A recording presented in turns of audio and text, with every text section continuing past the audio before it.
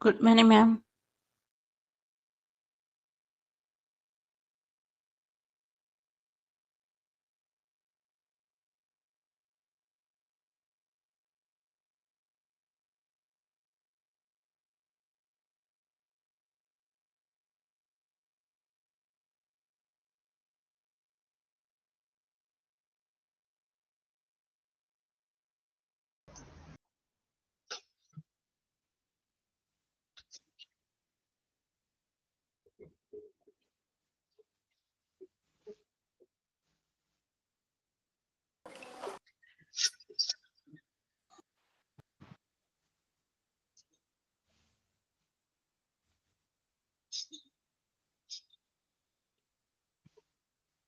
Good morning. Good morning, ma'am. Good morning, ma'am. Good morning, miss. Good morning, ma'am. Okay, നമ്മുടെ കഴിഞ്ഞ ക്ലാസ്സിൽ hospital planning chapter എവിടെ വരെ എടുത്തു നിർത്തിയത്? ചൂസിംഗ് എ സൈറ്റ് അല്ലേ? ആ സെക്കൻഡ് ടാസ്ക് വരെ. Second task. ആ ഒരു പാരഗ്രാഫ് കംപ്ലീറ്റ് ആയിരുന്നോ? ആ മിസ് അത് കംപ്ലീറ്റ് ചെയ്തു. അത് കംപ്ലീറ്റ് ചെയ്തു.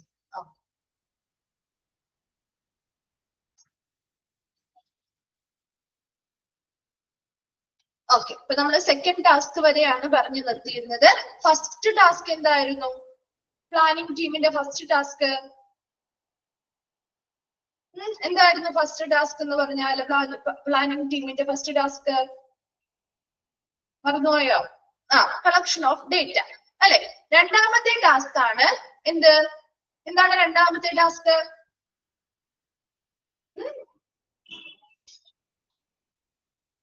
സെക്കൻഡ് ടാസ്ക് എന്താ? Choosing the site for the hospital. Very good. Site select ചെയ്യുക എന്നുള്ളത് അല്ലെ? അപ്പൊ ആ ഒരു സ്ഥലം തിരഞ്ഞെടുക്കുക എന്നതായിരുന്നു രണ്ടാമത്തെ ടാസ്ക്. അപ്പൊ അതിനുവേണ്ടി നമുക്ക് ഏറ്റവും അനുയോജ്യമായിട്ടുള്ള ഒരു ഇടമാണ് സെലക്ട് ചെയ്യേണ്ടതെന്ന് പറഞ്ഞു.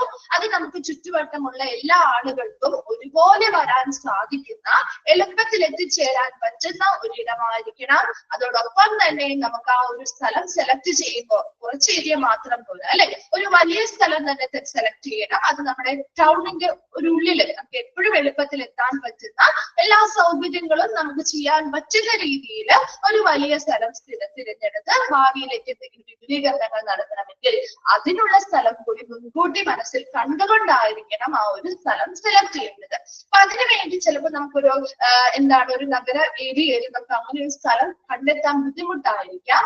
അങ്ങനെ ഒരു സ്ഥലം കണ്ടെത്തിയാൽ അതാണ് ഏറ്റവും അനുയോജ്യമായിട്ടുള്ളത്.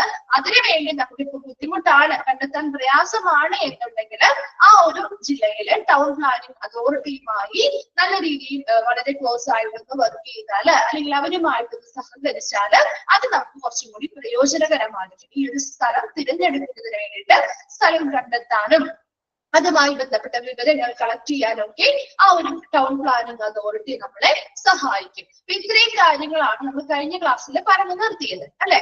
ഇനി അടുത്തത് തേർഡ് ടാസ്ക് ആണ്, മൂന്നാമത്തെ ടാസ്ക് ആണ് the master plan in its totality. അപ്പൊ നോക്കിയേ, the third task of the planning team is to prepare the draft master plan document. ഒന്ന് അണ്ടർലൈൻ ചെയ്തിട്ടേ. എല്ലാത്തിനെയും ഓരോ ടാസ്കുകളാണ് കേട്ടോ കൂടുതലും ഇവിടെ നിന്ന് ചോദിപ്പിച്ച് കണ്ടിരിക്കുന്നത്. അപ്പൊ അതുകൊണ്ട് തന്നെ തേർഡ് ടാസ്ക് ഏതാണ്, ഫോർത്ത് ടാസ്ക് ഏതാണ്, ഫസ്റ്റ് ടാസ്ക്, അങ്ങനെ ഏതെങ്കിലും റിപ്പീറ്റ് ചെയ്ത് ചോദിക്കാറുണ്ട് കേട്ടോ.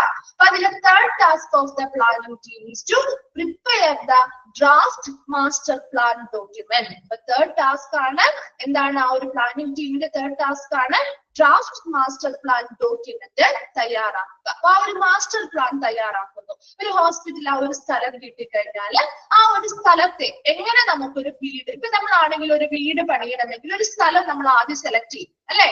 ഒരു സ്ഥലം സെലക്ട് ചെയ്യില്ലേ? അത് കഴിഞ്ഞ് ആ ഒരു സ്ഥലവുമായി ബന്ധപ്പെട്ട് നമുക്ക് എങ്ങനെ ആ ഒരു പ്ലാൻ തയ്യാറാക്കും? ആദ്യം ഒരു മാസ്റ്റർ പ്ലാൻ തയ്യാറാക്കും അല്ലെ? അപ്പൊ ആദ്യം നമ്മൾ എന്ത് ചെയ്യും? ആ സ്ഥലത്തിനുള്ളില് ഒതുങ്ങുന്ന രീതിയിൽ അല്ലെ, നമ്മുടെ എല്ലാ സൗകര്യങ്ങളും വരുന്ന ഉൾക്കൊള്ളിക്കുന്ന രീതിയിൽ എത്ര സ്ക്വയർ ഫീറ്റ് വീട് നമുക്ക് വെക്കാൻ പറ്റും എന്ന് നമ്മൾ തീരുമാനിക്കും അല്ലെ? അത് ഇനിയിപ്പോ നമ്മുടെ സൗകര്യത്തിനനുസരിച്ച് ആ ഒരു നിലയിൽ നമുക്കത് ചെയ്യാൻ പറ്റുന്നില്ല എങ്കിൽ നമുക്ക് 2 നിലയുള്ള ഒരു വീടായിട്ട് അത് പ്ലാൻ മാറ്റും ഇല്ലേ?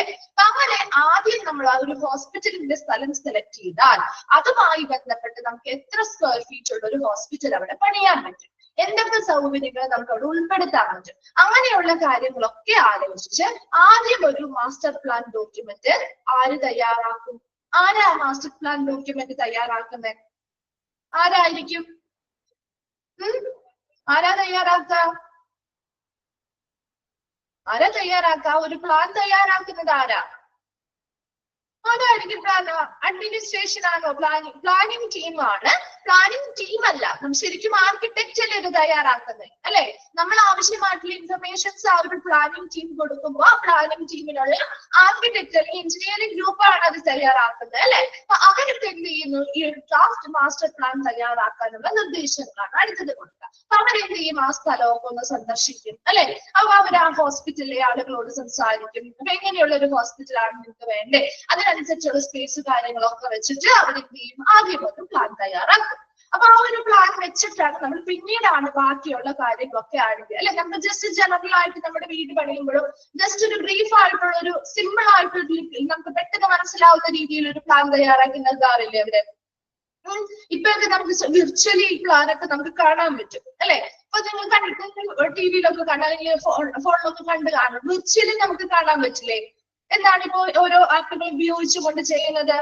ഒരു ഹോസ്പിറ്റലാണ് പണിതിട്ടുണ്ടെങ്കിൽ പോലും അതിന്റെ പ്ലാനില് ഓരോരോ ഡിപ്പാർട്ട്മെന്റുകൾ ഇങ്ങനെ വന്നിരിക്കുന്നു. അതിലൂടെ ഇന്ന രീതിയിൽ നമുക്ക് മൂവ്മെന്റിന് വേണ്ടിയുള്ള പാത്തുകൾ അങ്ങനെയുണ്ട്. 3D പ്ലാനുകൾ പോലെയുള്ളതൊക്കെ, അല്ലെ? അങ്ങനെയുള്ള ഒരുപാട് കാര്യങ്ങൾ ഇപ്പൊ മോഡേൺ ആയിട്ട് വന്നിട്ടുണ്ട്. അപ്പൊ അങ്ങനെയുള്ള ഒരു മാസ്റ്റർ പ്ലാൻ ആദ്യം തയ്യാറാക്കുന്നു. അപ്പൊ അത് it's never possible to achieve perfection in planning.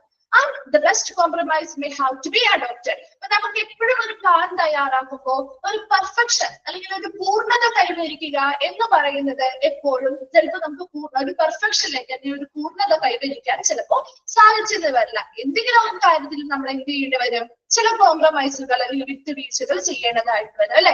എല്ലാം ഒരുപോലെ പെർഫെക്റ്റ് ആയിട്ട് വരുന്നത് കുറവായിരിക്കും, അല്ലെ? ചെറിയ ചെറിയ വിട്ടുവീഴ്ചകൾ അല്ലെങ്കിൽ കോംപ്രമൈസ് നമ്മൾ ചില ഇടങ്ങളിൽ നമ്മൾ ചിലപ്പോൾ സ്പേസ് കുറവായതുകൊണ്ടാവാം, അല്ലെങ്കിൽ ചിലപ്പോൾ മതിയായിട്ടുള്ള ഫണ്ട് ഇല്ലാത്തത് കൊണ്ടാവാം. അങ്ങനെ പല കാര്യങ്ങളും ഇതിന് പിന്നിലുള്ളത് കൊണ്ട് തന്നെ നമുക്ക് എല്ലാം പെർഫെക്റ്റ് ആയിട്ട് കൊണ്ടുവരാൻ ചിലപ്പോൾ സാധിച്ചിട്ടില്ല. അപ്പൊ ചില കാര്യങ്ങളിൽ നമുക്ക് ഈ ഒരു പ്ലാനിൽ വിട്ടുവീഴ്ച ചെയ്യേണ്ടതായിട്ട് വന്നേക്കാം. And once a result of studies based on data so far collected may become available, and after careful consideration of various other factors so far considered, the architect will have enough basic material to prepare a draft master plan for the site as a whole. ഇവിടെ എന്ത് ചെയ്യുന്നു? ഈ ഒരു master plan തയ്യാറാക്കണമെങ്കിൽ അതിന് നമ്മൾ ആദ്യം collection of data പറഞ്ഞു, അല്ലെ? ഡേറ്റ കളക്ട് ചെയ്യുമെന്ന് പറഞ്ഞില്ലേ? ആദ്യം പ്ലാനിങ് ടീമിന്റെ ഫസ്റ്റ് ടാസ്ക് ആണ്, അല്ലെ? അപ്പൊ അതുമായി ബന്ധപ്പെട്ട് അവർ കളക്ട് ചെയ്തിരിക്കുന്ന ആ ഡേറ്റാസിനെ സ്റ്റഡി ചെയ്യും, അത് പഠന വിധേയമാക്കുന്നു.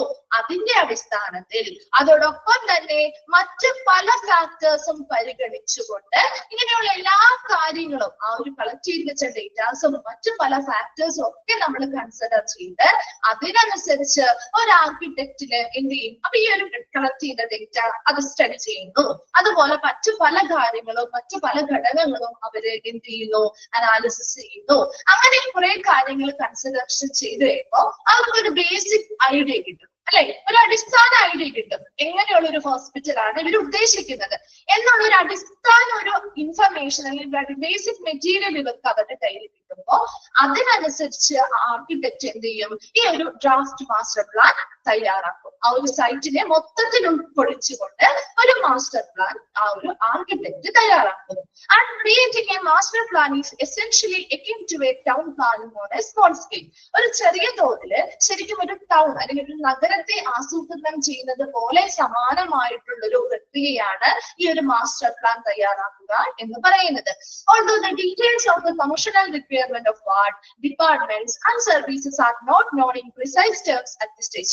ഈ ഒരു സ്റ്റേജില് ഇപ്പൊ നമ്മളാണെങ്കിലും ആദ്യം ജസ്റ്റ് ഒരു പ്ലാൻ തയ്യാറാക്കുമ്പോൾ അവിടെ എത്ര റൂമുകൾ വേണം, അല്ലെങ്കിൽ അതിനുള്ളിൽ എങ്ങനെയൊക്കെ കാര്യങ്ങൾ കബോർഡ് അല്ലെങ്കിൽ ഇന്റീരിയർ എങ്ങനെ സെറ്റ് ചെയ്യണം അതിനെ കുറിച്ച്, അല്ലെങ്കിൽ ഒരു ജസ്റ്റ് ഒരു ബ്രീഫ് ആയിട്ടുണ്ടാക്കുമ്പോൾ ഒരു റൂം ഇത്ര സ്ക്വയർ ഫീറ്റ് വേണം, അല്ലെങ്കിൽ അവിടെയുള്ള ടോയ്ലറ്റ് സൗകര്യങ്ങൾ ഇന്ന ഏരിയയിലായിരിക്കണം. അങ്ങനെ ഡീറ്റെയിൽഡ് ആയിട്ട് നമ്മുടെ ഈ ഒരു പ്ലാനില് ഉണ്ടാവില്ല. അതുകൊണ്ട് തന്നെ ഇവിടെ ഇപ്പൊ ഒരു വാർഡിൽ എന്തൊക്കെ സൗകര്യങ്ങൾ വേണം, അവരുടെ പ്രവർത്തനവുമായി ബന്ധപ്പെട്ട് ആ വാർഡിൽ എന്തൊക്കെ ആവശ്യകതകളാണുള്ളത്, അല്ലെങ്കിൽ ആ ഡിപ്പാർട്ട്മെന്റിൽ എന്തൊക്കെ ആവശ്യകതകളുണ്ട്, അല്ലെങ്കിൽ അവിടെ എന്തൊക്കെ സർവീസുകളാണ് കൊടുക്കുന്നത്, അതിനുവേണ്ടി എത്ര സ്പേസ് വേണം, എത്ര സ്പേസസ് ഓഫ് വേണം, അവിടെ എത്ര ആളുകൾക്ക് വർക്ക് ചെയ്യാൻ വേണ്ടി എന്തൊക്കെ കാര്യങ്ങൾ വേണം, അങ്ങനെയുള്ള കൃത്യമായിട്ടുള്ള ഒരു പ്രിസൈസ് ടേം അല്ലെങ്കിൽ കൃത്യമായിട്ടുള്ള ഒരു കണക്കോ കാര്യങ്ങളോ ഈ ഒരു സ്റ്റേജിൽ നമുക്ക് കിട്ടില്ല. The hospital architect should able to calculate the approximate volume of each building. ഇവര് ഒരു ഏകദേശ അളവാണ് എടുക്കുന്നത്. ഒരു ഏകദേശ അളവെടുത്ത് ഇവരെന്ത് ചെയ്യുന്നു, ഓരോ റൂമിനും അല്ലെങ്കിൽ ഓരോ ബിൽഡിങ്ങിനും ഒരു ഏകദേശം ഇത്ര അളവിൽ നമുക്ക് ചെയ്ത് നോക്കാം അല്ലെങ്കിൽ ചെയ്യാൻ പറ്റുമായിരിക്കും എന്നൊരു ഏകദേശ അളവെടുത്ത് അവരതിനനുസരിച്ച് ഇപ്പൊ കൃത്യമായിട്ടുള്ള വോളിയം അല്ലെങ്കിൽ ആ ഒരു കണക്ക് മെഷർമെന്റ് അല്ല അവരെടുക്കുന്നത്. ഒരു ഏകദേശ അളവെടുത്ത് ആ ഒരു ബിൽഡിംഗ് ഇങ്ങനെ നമുക്ക് പണിയാൻ പറ്റും എന്ന രീതിയിൽ ആ ഒരു ഡിപ്പാർട്ട്മെന്റ് നമുക്ക് വെച്ചാൽ കുഴപ്പമുണ്ടാവില്ല. അതുപോലെ തന്നെ ആ ഓരോ ബിൽഡിങ്ങുകളും ഇന്ന സ്പേസിലായിരിക്കും ഇരിക്കുക. അപ്പൊ അവിടേക്ക് വരുന്ന ആ ഒരു എൻട്രി ആൻഡ് എക്സിറ്റ് ഇങ്ങനെയൊക്കെ ആവാം എന്ന രീതിയിൽ മൊത്തത്തിലൊരു പ്ലാൻ തയ്യാറാക്കുന്നതാണ് മാസ്റ്റർ പ്ലാൻ ഡോക്യുമെന്റ് എന്ന് പറയുന്നത്. അപ്പൊ ആ ഒരു പ്ലാനിങ് ടീമാണ് ഈ ഒരു മാസ്റ്റർ പ്ലാൻ ഡോക്യുമെന്റ് തയ്യാറാക്കുന്നതിന് വേണ്ടിയിട്ട് തയ്യാറാക്കുക എന്ന് പറഞ്ഞാൽ ആ ഒരു പ്ലാനിങ് ടീമിലെ ആർക്കിടെക്റ്റിന് നമ്മൾ എന്ത് ചെയ്യുന്നു, ആ പ്ലാനിങ് ടീം സഹായിച്ചുകൊണ്ട് ആ ആർക്കിടെക്റ്റ് ആണ് ശരിക്കും അത് എന്ത് ചെയ്യുന്നത്, തയ്യാറാക്കുന്നത്. അതിനുവേണ്ടി പ്ലാനിങ് ടീം എന്ത് ചെയ്യുന്നുണ്ട്, കളക്ട് ചെയ്ത് വെച്ച ഡേറ്റാസിനൊക്കെ പഠന വിധേയമാക്കുന്നു. മറ്റ് പല ഘടകങ്ങളും ഉൾക്കൊള്ളിച്ചുകൊണ്ട് അതിനെയൊക്കെ പരിഗണിച്ചുകൊണ്ട് ഒരു കൃത്യമായിട്ടുള്ള ഒരു ബേസിക് ഇൻഫർമേഷൻ അല്ലെങ്കിൽ ഒരു ബേസിക് ആയിട്ടുള്ള ഒരു അറിവ് ഇത് ഹോസ്പിറ്റലുമായി ബന്ധപ്പെട്ട് അല്ലെങ്കിൽ ആ സ്ഥലവുമായി ബന്ധപ്പെട്ടൊക്കെ ആ ഒരു ആർക്കിടെക്റ്റിന് കൊടുക്കുകയും അതിന്റെ അടിസ്ഥാനത്തിൽ ആർക്കിടെക്ട് എന്ത് ചെയ്യുന്നു, ഈ ഒരു മാസ്റ്റർ പ്ലാൻ ഡോക്യുമെന്റ് തയ്യാറാക്കുകയും ചെയ്യുന്നു. അപ്പൊ അവിടെ ഒരു കൃത്യമായിട്ടുള്ള ഒരു അളവോ കാര്യങ്ങളോ നമുക്ക് പ്രിസൈസ് ആയിട്ട് വളരെ കൃത്യതയിലൊന്നും കിട്ടില്ല. ഒരു ഏകദേശ അളവിലാണ് ഓരോ ബിൽഡിങ്ങും കാര്യങ്ങളും അവരതിൽ എന്ത് ചെയ്യുന്നത്, രേഖപ്പെടുത്തി അത് തയ്യാറാക്കുന്നത്. ക്ലിയർ ആണോ ദ ടാസ്ക്? ഓക്കെ ആണോ? ഇനി പറയണോ മിസ് അത്? ഓക്കെ.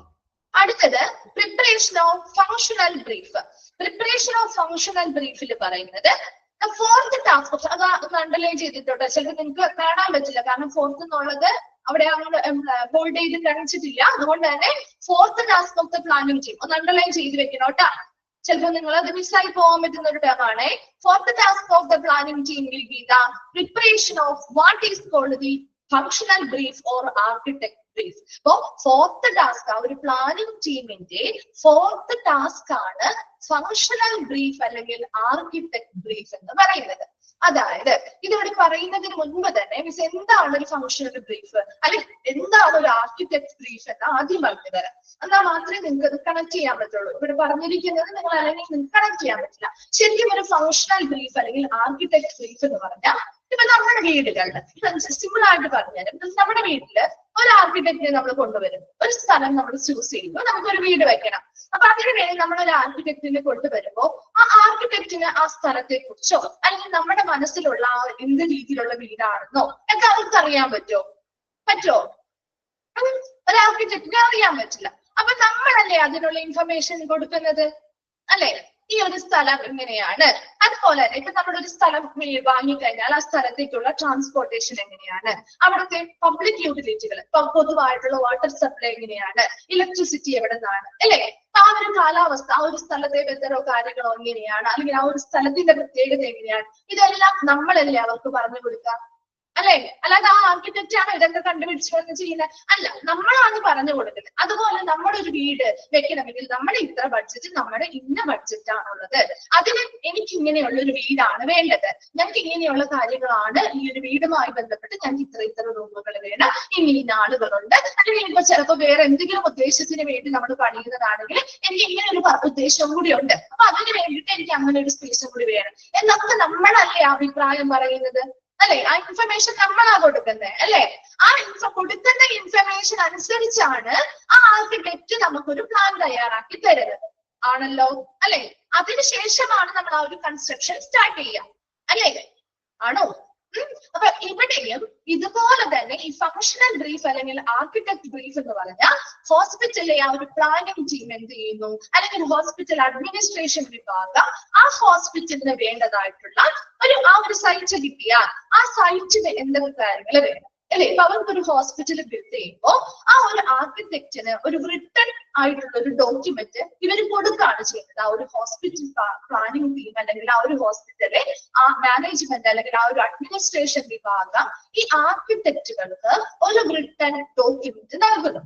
ആ ഒരു റിട്ടൺ ഡോക്യുമെന്റില് കൃത്യമായിട്ട് ആ ഹോസ്പിറ്റലിന് വേണ്ട കാര്യങ്ങൾ, അവിടുത്തെ പ്രവർത്തനങ്ങൾ എങ്ങനെയാണ് നടക്കാൻ പോകുന്നത്, അതുപോലെ തന്നെ ആ ഹോസ്പിറ്റലിൽ എന്തൊക്കെ സർവീസ് ആണ് അവർ ഓഫർ ചെയ്യുന്നത്, അതുപോലെ പ്രത്യേകമായിട്ട് ഏതെങ്കിലും ടൈപ്പ് ഓഫ് പേഷ്യൻസിനെ കോൺസെൻട്രേറ്റ് ചെയ്താണോ അവർ ചെയ്യുന്നതെങ്കിൽ ആ ഒരു ടൈപ്പ് ഓഫ് പേഷ്യൻസിനെ കോൺസെൻട്രേറ്റ് ചെയ്താണെങ്കിൽ അങ്ങനെ അത് പറഞ്ഞു കൊടുക്കണം. അതുപോലെ അവിടെ ഏതൊക്കെ ഡിപ്പാർട്ട്മെന്റുകൾ വേണം, ആ ഡിപ്പാർട്ട്മെന്റുകൾ തമ്മിലുള്ള റിലേഷൻഷിപ്പ് എങ്ങനെയാണ്, അതുപോലെ തന്നെ എന്തൊക്കെ സ്പേസുകൾ ഓരോ ഡിപ്പാർട്ട്മെന്റിനും വേണം, അങ്ങനെ ഒരു എല്ലാ കാര്യങ്ങളും, അതായത് അവിടെ എക്യുപ്മെന്റ്സ് എന്തൊക്കെയുണ്ട്, ഏത് തരത്തിലുള്ള എക്യുപ്മെന്റ് ആണ്, ഫ്യൂച്ചറിൽ എന്തെങ്കിലും എക്സ്പാൻഷൻസ് നടത്തുന്നുണ്ടോ, ഇനി ആ ഒരു സൈറ്റുമായി ബന്ധപ്പെട്ടാണെങ്കിൽ ആ ഒരു സൈറ്റിന്റെ ലൊക്കേഷൻ കൃത്യമായിട്ട് എവിടെ വരുന്നു, അവിടെയുള്ള ആ ഒരു വാട്ടർ സപ്ലൈ എങ്ങനെയാണ്, ഇലക്ട്രിസിറ്റി എങ്ങനെയാണ്, അതുപോലെ ആ ഒരു സൈറ്റുമായി ബന്ധപ്പെട്ട അവരുടെ വെതർ കണ്ടീഷൻ അല്ലെങ്കിൽ മറ്റ് നേച്ചർ കാര്യങ്ങൾ എങ്ങനെയാണ്, ഇങ്ങനെ എല്ലാ കാര്യങ്ങളെ കുറിച്ചും ആ ഒരു ഹോസ്പിറ്റൽ അഡ്മിനിസ്ട്രേറ്റേഴ്സ് അല്ലെങ്കിൽ ആ ഒരു ടീം എന്ത് ചെയ്യുന്നു,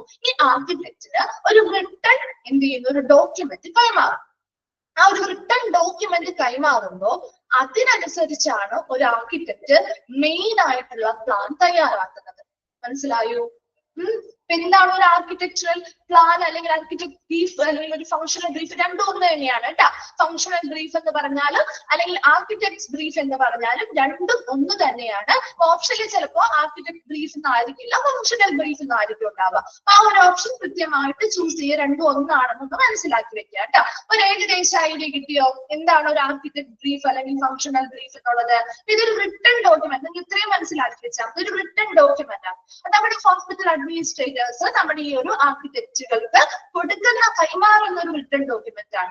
ആ ഹോസ്പിറ്റലിലുള്ള ആളുകൾക്കല്ലേ അറിയാൻ പറ്റുള്ളൂ അല്ലെ, ഹോസ്പിറ്റൽ എങ്ങനെ വേണം, അല്ലെങ്കിൽ അവിടെ എന്തൊക്കെ ഫംഗ്ഷൻസ് ആണ് നമ്മൾ നടത്താൻ പോകുന്നത്, എന്തൊക്കെ സർവീസുകളാണ് നമ്മൾ നടത്താൻ പോകുന്നത്, എന്തൊക്കെ ഡിപ്പാർട്ട്മെന്റുകൾ അവിടെ വേണം, എത്രത്തോളം സ്പേസുകൾ വേണം അല്ലെ, അങ്ങനെയുള്ള കാര്യങ്ങളൊക്കെ ഈ ഒരു ആർക്കിടെക്ട് ബ്രീഫിൽ നിന്നും അല്ലെങ്കിൽ ഈ ഒരു റിട്ടൺ ഡോക്യുമെന്റ് ആയിട്ട് ആർക്കിടെക്റ്റിന് കൈമാറുമ്പോൾ അവർക്ക് അത് ഉപയോഗിച്ചുകൊണ്ട് നല്ല ഒരു വളരെ പ്രവർത്തനപരമായിട്ടുള്ള വളരെ എക്കണോമിക്കൽ ആയിട്ടുള്ള എന്നാൽ എഫിഷ്യന്റ് ആയിട്ടുള്ള ഒരു ഹോസ്പിറ്റൽ പ്ലാൻ ആർക്ക് ബിൽഡ് ചെയ്യാൻ പറ്റും, ആർക്ക് തയ്യാറാക്കാൻ പറ്റും, ഈ ആർക്കിടെക്റ്റിന് തയ്യാറാക്കാൻ പറ്റും. അപ്പൊ അതിനുവേണ്ടി ആർക്കിടെക്റ്റിന് ഇത് ഈ ഒരു റിട്ടൺ ഡോക്യുമെന്റ് ആണ് സഹായിക്കുന്നത്. വളരെ കൃത്യമായിട്ടുള്ള സ്കീമാറ്റിക് ഡ്രോയിങ്സ്, അതുപോലെ തന്നെ ആ ഒരു സ്ഥലത്തിന്റെ സ്കെച്ച് മുതലായ കാര്യങ്ങളെല്ലാം ഈ ഒരു ആർക്കിടെക്റ്റിന് ഇതിന്റെ അടിസ്ഥാനത്തിലാണ് ആ ഒരു ആർക്കിടെക്റ്റ് എന്ത് ചെയ്യുന്നത്, തയ്യാറാക്കുന്നത്.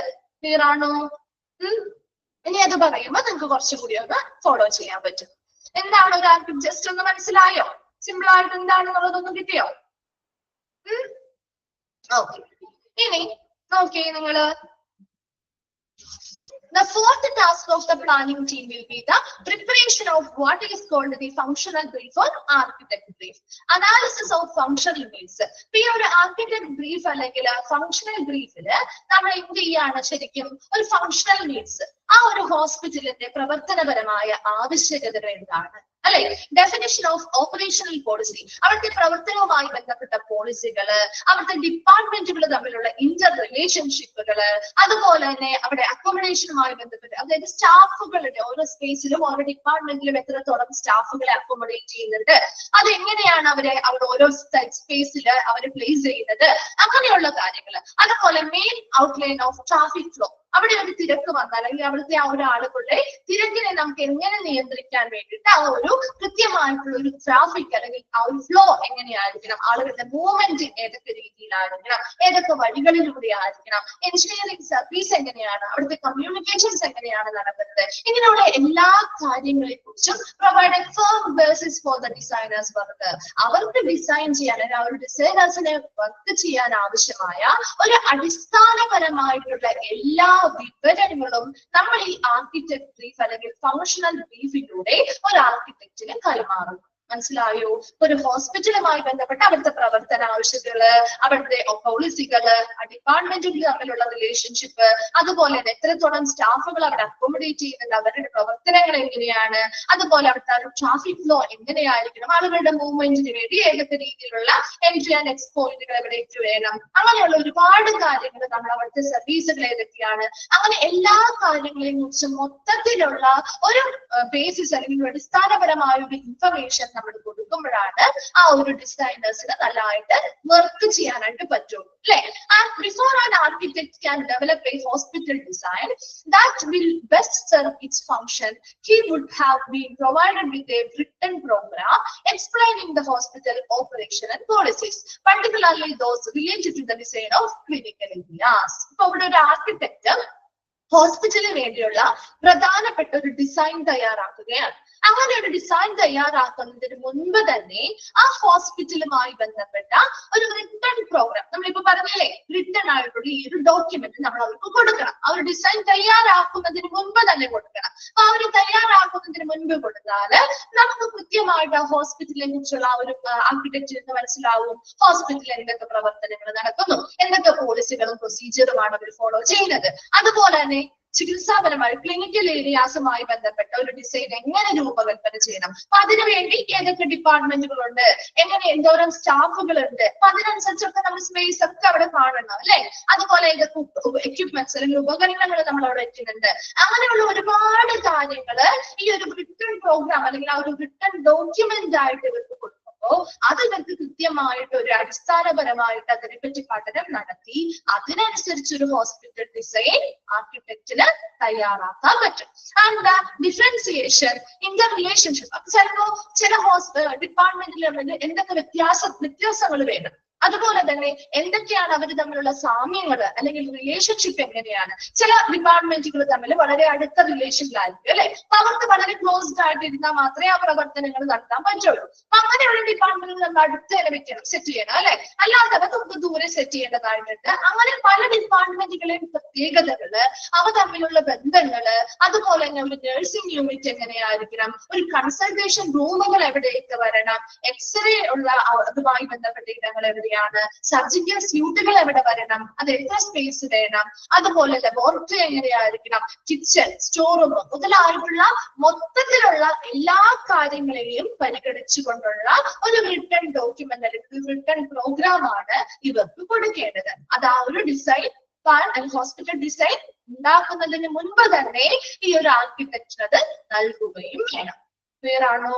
To enable a hospital to serve its purpose, design must follow function. എപ്പോഴും ഒരു ഹോസ്പിറ്റലിന് അവരുടെ ആ ഒരു പർപ്പസ്, അവർ ആ ഹോസ്പിറ്റൽ എന്തിനു വേണ്ടിയാണോ ആ ഒരു ഹോസ്പിറ്റൽ നമ്മൾ അവിടെ നിർമ്മിക്കുന്നത്, അതിന്റെ ഉദ്ദേശം നല്ല രീതിയിൽ നടപ്പിലാകണമെങ്കിൽ നല്ലൊരു ഡിസൈൻ ഫോളോ ചെയ്താൽ മാത്രമേ നമുക്ക് ആ ഒരു പർപ്പസ് അല്ലെങ്കിൽ ആ ഒരു ഉദ്ദേശം നമുക്ക് നല്ല രീതിയിൽ നടപ്പിലാക്കാൻ പറ്റുള്ളൂ. ഇത്രയും കാര്യങ്ങൾ ക്ലിയർ ആണോ? എന്താണ് ഒരു ആർക്കിടെക്ട് ബ്രീഫ് അല്ലെങ്കിൽ ഫങ്ഷണൽ ബ്രീഫ് എന്നുള്ളത് മനസ്സിലായോ? ക്ലിയർ ആണോ? ഓക്കെ. ഇനി ഈ ഒരു ആർക്കിടെക്ട് ബ്രീഫില് ഉൾപ്പെടുന്ന കുറെ കാര്യങ്ങളുണ്ട്. അതില് എന്തൊക്കെ കാര്യങ്ങളായിരിക്കും നമ്മൾ അതിൽ ഉൾപ്പെടുത്തുക? ആ ഒരു റിട്ടേൺ ഡോക്യുമെന്റില് ഇൻക്ലൂഡഡ് ആയിട്ടുള്ള കാര്യങ്ങളാണ്. അതിനുള്ളിൽ വരുന്ന കണ്ടന്റ്സ് ആണ് പറയുന്നത്. അതിൽ ഒന്നാമത്തത് ഇൻട്രൊഡക്ഷൻ. നമ്മൾ എന്തൊരു റിട്ടേൺ ഡോക്യുമെന്റ് തയ്യാറാക്കുമ്പോൾ ഒരു ഇൻട്രൊഡക്ഷൻ കൊടുക്കും, അല്ലെ? അത് ആ ഹോസ്പിറ്റലിനെ കുറിച്ചുള്ള കാര്യങ്ങൾ തന്നെ, പൊതുവായിട്ടുള്ള കാര്യങ്ങൾ എന്തൊക്കെയായിരിക്കും? അവർ ആ ഹോസ്പിറ്റലിന്റെ മിഷൻ, അല്ലെ? അവരുടെ വിഷൻ അല്ലെ? അവരുടെ കാഴ്ചപ്പാടുകള്, അവരുടെ ദൗത്യങ്ങള്, അതുപോലെ അവരുടെ scope, objectives and philosophy of the proposed hospital. ആ ഒരു നിർദ്ദിഷ്ട ഹോസ്പിറ്റലിൽ എന്ത് തത്വത്തെ അടിസ്ഥാനമാക്കിയാണോ അവർ പ്രവർത്തിക്കുന്നത്, അങ്ങനെയുള്ള കുറച്ച് ജനറൽ ആയിട്ടുള്ള കാര്യങ്ങളാണ് ഈ ഒരു ഇൻട്രൊഡക്ഷൻ ഉണ്ടാവുക. ആ ഒരു ഹോസ്പിറ്റലിലെ ഒരു ഫസ്റ്റ് പേജ് നമ്മൾ തുറന്ന ആ ഒരു ആർക്കിടെക്ചർ നോക്കുമ്പോൾ തന്നെ ഈ ഒരു ബ്രീഫ് അല്ലെങ്കിൽ ഈ ഒരു എന്താണ് ചുരുക്കി എഴുതിയിരിക്കുന്ന ആ ഒരു റിട്ടേൺ ഡോക്യുമെന്റില് അവർക്ക് ആദ്യം തന്നെ ഒരു ഇൻട്രൊഡക്ഷൻ ആണ് കൊടുക്കുന്നത്. അപ്പൊ ആ ഒരു ഹോസ്പിറ്റൽ എന്താണ്, ആ ഹോസ്പിറ്റലിന്റെ മിഷൻ എന്താണ്, വിഷൻ എന്താണ്, അവരുടെ സ്കോപ്പ് എന്താണ്, അവരുടെ ഒബ്ജക്റ്റീവ്സ് എന്താണ്, അതുപോലെ തന്നെ അവർ എന്ത് തത്വത്തെ അടിസ്ഥാനമാക്കിയാണ് പ്രവർത്തിക്കാൻ പോകുന്നത്, അങ്ങനെയുള്ള കുറെ കാര്യങ്ങൾ ഒരു ജസ്റ്റ് ഒരു ഇൻട്രൊഡക്ഷൻ പോലെ ഫസ്റ്റ് കൊടുത്തിട്ടുണ്ടാവും.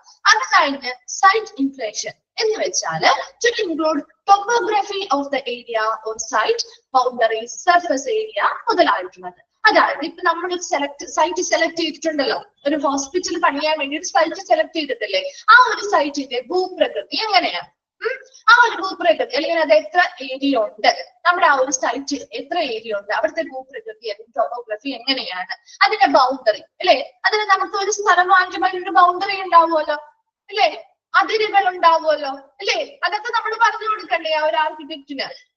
അതിന്റെ ബൗണ്ടറി അല്ലെങ്കിൽ അതിന്റെ അതിരുകൾ ഇന്ന ഏരിയയിലാണ്, അതുപോലെ അവിടുത്തെ ആ ഒരു ചുറ്റളവ് ഉപരിതല വിസ്തീർണം എത്രയാണ്, അപ്പൊ അതിനുള്ളിൽ ഒതുങ്ങുന്ന രീതിയിൽ നമുക്ക് ഹോസ്പിറ്റൽ പണിയാൻ പറ്റണം. അതുപോലെ എക്സിസ്റ്റിംഗ് പബ്ലിക് യൂട്ടിലിറ്റീസ്, നിലവിലെ പബ്ലിക് യൂട്ടിലിറ്റികൾ, ഇപ്പൊ നമ്മുടെ ഇലക്ട്രിസിറ്റി എങ്ങനെയാണ്, വാട്ടർ സപ്ലൈ എങ്ങനെയാണ്, അതുപോലെ ട്രാൻസ്പോർട്ടേഷനുമായി ബന്ധപ്പെട്ട റോഡ് സൗകര്യങ്ങൾ എങ്ങനെയാണ് നമുക്ക് കിട്ടുന്നത്. അപ്പൊ അത് ഓരോ സ്ഥലത്തിന് വ്യത്യസ്തമായിരിക്കും അല്ലെ, പല പല രീതിയിലായിരിക്കുമല്ലോ. അപ്പൊ അത് നമ്മൾ ആദ്യമേ നമ്മുടെ സ്ഥലം എങ്ങനെയാണ് അതുമായി ബന്ധപ്പെട്ട കാര്യങ്ങൾ കൊടുക്കണം.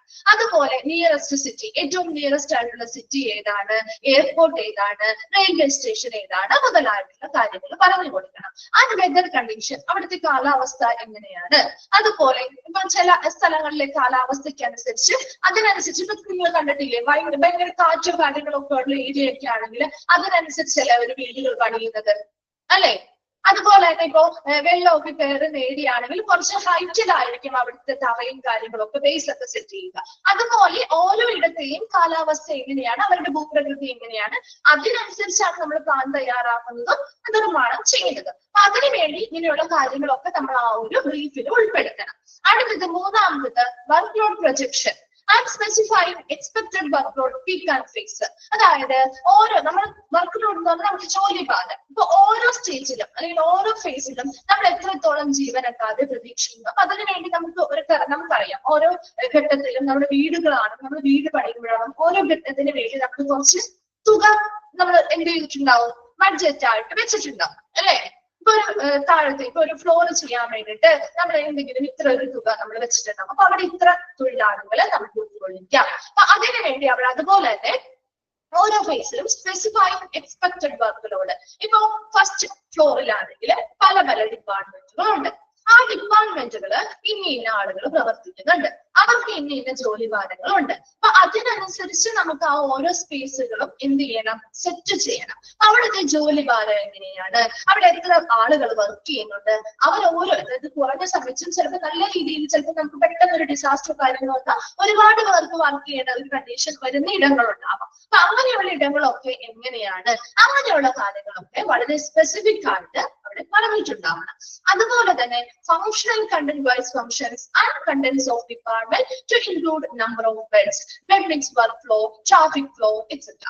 ഇവിടെ അടുത്തത് പറയുന്നത് ഓരോ ഡിപ്പാർട്ട്മെന്റ് തിരിച്ചുകൊണ്ട് അവിടുത്തെ പ്രവർത്തനങ്ങൾ എങ്ങനെയാണ്, ഓരോ ഡിപ്പാർട്ട്മെന്റിലെയും പ്രവർത്തനങ്ങൾ പ്രത്യേകമായിട്ട് ഓരോരോ ഡിപ്പാർട്ട്മെന്റ് തിരിച്ചു തന്നെ പറഞ്ഞിട്ടുണ്ടാവണം. അതുപോലെ ആ ഹോസ്പിറ്റലിൽ എത്രത്തോളം ബെഡുകളാണ് നമ്മൾ ഉദ്ദേശിക്കുന്നത്, എത്ര ബെഡുകൾ വേണം, അതുപോലെ തന്നെ അവിടുത്തെ ബെഡുമായി ബന്ധപ്പെട്ട് അവിടുത്തെ പ്രവർത്തനം അല്ലെങ്കിൽ ആ ഒരു വർക്ക് എങ്ങനെയാണ് നടക്കുന്നത്. അപ്പൊ അതിനനുസരിച്ചുള്ള സ്പേസുകൾ നമ്മൾ അവിടെ കാണാൻ വേണ്ടിയിട്ടാണ് കേട്ടോ. അതുപോലെ അവിടുത്തെ ഒരു ട്രാഫിക് ഫ്ലോ, ഒരു ബെഡുമായി അല്ലെങ്കിൽ ഒരു ഡിപ്പാർട്ട്മെന്റിനുള്ളിൽ തന്നെ നമുക്ക് അവിടെ ഒരു ട്രാഫിക് അതിന്റെ ആ മൂവ്മെന്റുമായി ബന്ധപ്പെട്ട കാര്യങ്ങൾ ഒരുപാട് തിരക്ക് വരാതെ എങ്ങനെ നമുക്ക് അവിടുത്തെ മൂവ്മെന്റുകൾ വളരെ സുഗമമാക്കി വെക്കാം. അപ്പൊ അതിനുവേണ്ടി അങ്ങനെയുള്ള കാര്യങ്ങളൊക്കെ ചില ഡിപ്പാർട്ട്മെന്റിൽ ഒരുപാട് എപ്പോഴും ആളുകൾ കൂടുതൽ തിരക്ക് വരുന്ന ഇടമായിരിക്കും അല്ലെ. ചില ഡിപ്പാർട്ട്മെന്റിൽ അധികം തിരക്കൊന്നും ഉണ്ടാവില്ല അല്ലെ. ചില ഡിപ്പാർട്ട്മെന്റുകളിൽ തിരക്ക് കൂടുതലുള്ള ഇടങ്ങളായിരിക്കും. ചില ഡിപ്പാർട്ട്മെന്റിൽ അങ്ങനെ ഒരുപാട് ആളുകളൊന്നും അതെ ഔട്ട് പേഷ്യൻസ് അല്ലെങ്കിൽ OP ഇടങ്ങളിലൊക്കെ എങ്ങനെയായിരിക്കും, തിരക്ക് കൂടുതലായിരിക്കും. അപ്പൊ അതിനനുസരിച്ചുള്ള സ്പേസ് നമ്മൾ അവിടെ കാണണം. ഒരു ട്രാഫിക് അല്ലെങ്കിൽ ഒരു തിരക്ക് അവിടെ അനുഭവപ്പെടാത്ത രീതിയിൽ അതിനനുസരിച്ചുള്ള സജ്ജീകരണങ്ങൾ ചെയ്തു കൊടുക്കാൻ വേണ്ടിയിട്ട് ആദ്യമേ തന്നെ നമ്മൾ ആ സ്പേസ് അവിടെ ഇട്ടേക്കണം അല്ലെ. വെയിറ്റിംഗ് ഏരിയ കൊടുക്കണം. അപ്പൊ അങ്ങനെയുള്ള കാര്യങ്ങൾ. അതേസമയം ഒരു ബ്ലഡ് ബാങ്കോ കാര്യങ്ങളോ അങ്ങനെ ഒരു ഡിപ്പാർട്ട്മെന്റിലേക്ക് പോകുമ്പോൾ അവിടെ അധികം തിരക്ക് നമുക്കധികം അനുഭവപ്പെടുന്നില്ല. അതുകൊണ്ട് തന്നെ അപ്പൊ അതിനനുസരിച്ചുള്ള സ്പേസ് അവിടെ മതി. അങ്ങനെ കുറെ കാര്യങ്ങൾ അവർ കൺസിഡർ ചെയ്യണം. അതുകൊണ്ട് തന്നെ ഓരോ ഡിപ്പാർട്ട്മെന്റും തരം തിരിച്ച് ഓരോ ഡിപ്പാർട്ട്മെന്റിലും എന്തൊക്കെ പ്രവർത്തനങ്ങൾ നടത്തുന്നു, അവിടെ എന്തൊക്കെ ട്രാഫിക് ആണ് അല്ലെങ്കിൽ എത്രത്തോളം തിരക്കുള്ള ഏരിയയാണ്, അവിടെ എത്രത്തോളം ബെഡുകൾ, ചില ഡിപ്പാർട്ട്മെന്റുകൾ ബെഡുകൾ വേണ്ടതുണ്ടാവും, എത്രത്തോളം നമ്പർ ഓഫ് ബെഡുകളാണ് അവിടെ ഉൾക്കൊള്ളിക്കാൻ പോകുന്നത്, ഇങ്ങനെയുള്ള കാര്യങ്ങളെ കുറിച്ചുള്ള ഡീറ്റെയിൽസ് വേണം.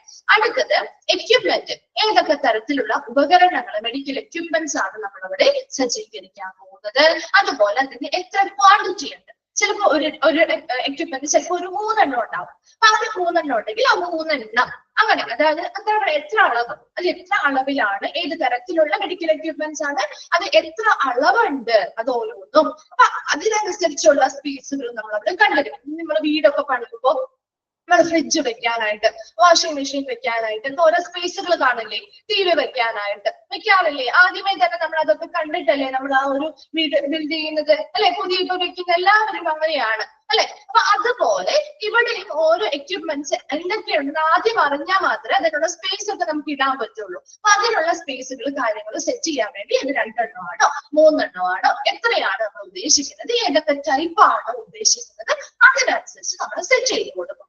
അടുത്തതാണ് സോണിങ്. സോണിങ് എന്ന് പറഞ്ഞാൽ നമ്മുടെ ഒരു ഡിപ്പാർട്ട്മെന്റ് അല്ലെങ്കിൽ അവിടുത്തെ ഫെസിലിറ്റികൾ സ്പെസിഫിക് ആയിട്ട് ഗ്രൂപ്പ് ആയിട്ട് ഇപ്പൊ ഒരു ഡിപ്പാർട്ട്മെന്റിൽ തന്നെ നമുക്ക് പല രീതിയിൽ തിരിക്കേണ്ടതായിട്ടുണ്ടോ. അപ്പൊ അങ്ങനെ തിരിക്കേണ്ടതായിട്ടുണ്ടെങ്കിൽ ഇപ്പൊ ഒരു ചില ഓപ്പറേഷൻ തിയേറ്ററുകളൊക്കെ നമ്മൾ അങ്ങനെ ചെയ്യാറുണ്ട്. അങ്ങനെ തിരിക്കുന്ന സമയത്ത് അങ്ങനെ തിരിക്കാനുള്ള ഫെസിലിറ്റികൾ വേണമെങ്കിൽ അതിനനുസരിച്ച് കുറച്ച് സ്പേസ് ഉള്ള ഇടമാണെങ്കിൽ അല്ലേ നമുക്ക് അത് തിരിക്കാൻ പറ്റുള്ളൂ അല്ലെ. അപ്പൊ അങ്ങനെ എന്തെങ്കിലും സോണിങ്ങോ കാര്യങ്ങളോ അല്ലെങ്കിൽ ഗ്രൂപ്പിങ്ങോ ഒക്കെ നമ്മൾ ഉദ്ദേശിച്ചിട്ടുണ്ടെങ്കിൽ അതെല്ലാം ഏത് ഡിപ്പാർട്ട്മെന്റുമായി ബന്ധപ്പെട്ടാണ് നമ്മൾ സോണിങ് ഉദ്ദേശിക്കുന്നത്, അതുപോലെ ഏത് ഫെസിലിറ്റിയുമായി ബന്ധപ്പെട്ടാണ്, അങ്ങനെയുള്ള കാര്യങ്ങൾ സ്പെസിഫിക് ആയിട്ട് പറഞ്ഞിരിക്കണം. ഈ ഒരു 6 എണ്ണം വേഗം ഒന്ന് നോക്കി.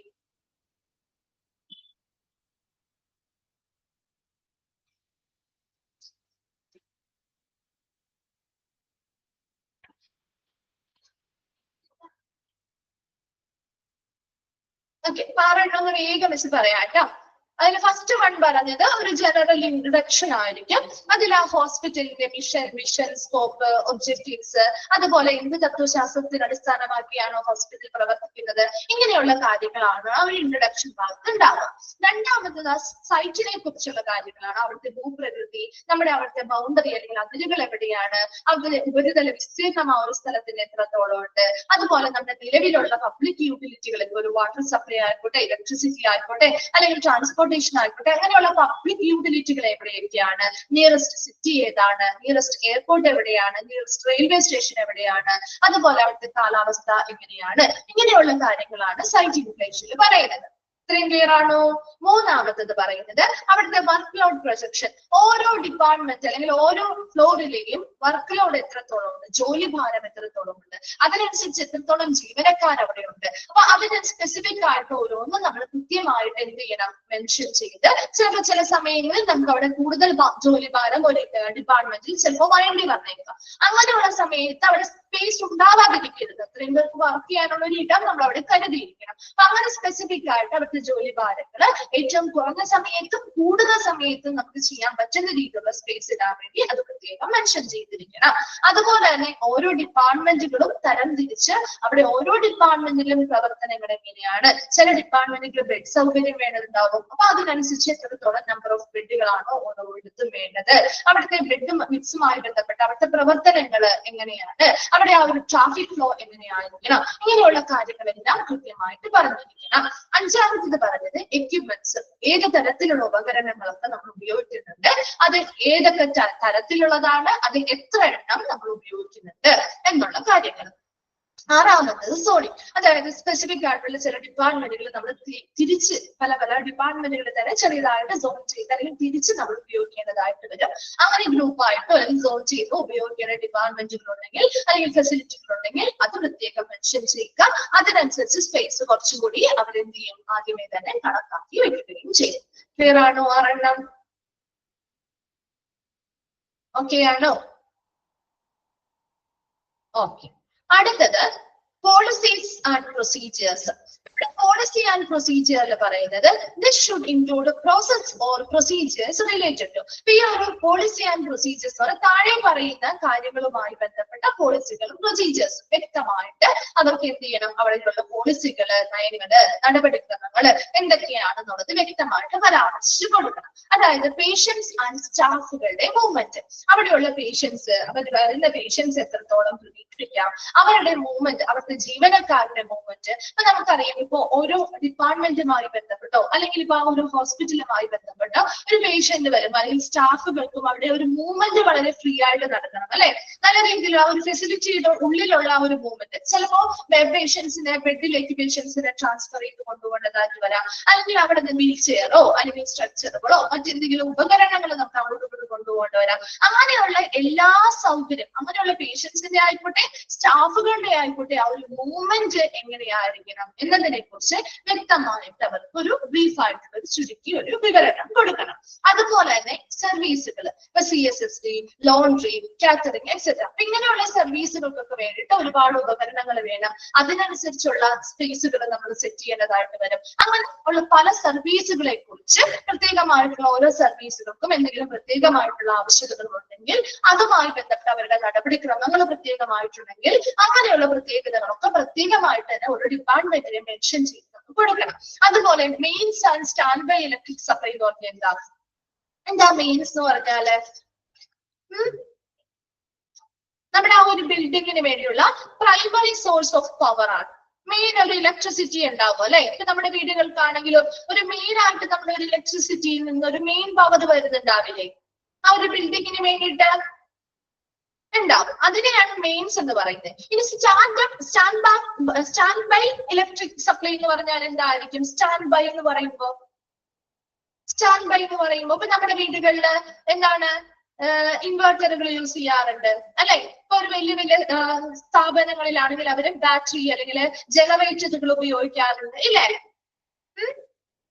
മെയിൻ പവർ സപ്ലൈ എന്തെങ്കിലും ഇന്ററപ്ഷൻസ് വരുന്ന സമയത്ത് നമുക്ക് പകരം ഉപയോഗിക്കാൻ പറ്റുന്നത്. അപ്പൊ അങ്ങനെയാണ് സ്റ്റാൻഡ് ബൈ ഇലക്ട്രിക് സപ്ലൈ. അപ്പൊ ഹോസ്പിറ്റലിലും ഇതുപോലെ തന്നെ മെയിൻ ആയിട്ടുള്ള ഒരു പവർ സപ്ലൈ ഉണ്ടാവും. ഇലക്ട്രിസിറ്റിയിൽ നിന്നുള്ള മെയിൻ ആയിട്ടുള്ള ഒരു പവർ സപ്ലൈ ഉണ്ടാവും. ഇനി ഈ ഒരു പവർ സപ്ലൈ എന്തെങ്കിലും തടസ്സങ്ങൾ വന്നാല് ആ ഉടനെ തന്നെ നമുക്ക് എന്താണ് ഉപകരണങ്ങൾ, ഒരുപാട് ഉപകരണങ്ങൾ പ്രവർത്തിക്കുന്നുണ്ട് അല്ലെ. അങ്ങനെയുള്ള ഉപകരണങ്ങൾ അല്ലെങ്കിൽ അവിടുത്തെ ആ ഒരു എന്താണ് ഡേറ്റാസ് കാര്യങ്ങളൊന്നും നഷ്ടപ്പെട്ടു പോവാതിരിക്കാൻ വേണ്ടിയിട്ട് ഒരു സ്റ്റാൻഡ് ബൈ ഇലക്ട്രിക് സപ്ലൈസ് ഉണ്ടാവും. അത് ചിലപ്പോൾ ബാറ്ററിയോ ജനറേറ്ററുകളോ ഒക്കെ ഉപയോഗിച്ചായിരിക്കും നമ്മൾ ആ ഒരു സ്റ്റാൻഡ് ബൈ ഇലക്ട്രിക് സപ്ലൈ കൊടുക്കുന്നത്. അതെങ്ങനെയാണുള്ളത് പ്രത്യേകമായിട്ട് മെൻഷൻ ചെയ്തിരിക്കണം. അതുപോലെ തന്നെ HVAC എന്ന് പറഞ്ഞാൽ എന്താ? HVAC heating, ventilation, air conditioning. ഒന്ന് എഴുതി വെച്ചേത്. Heating, ventilation, air conditioning. Heating, ventilation, air conditioning.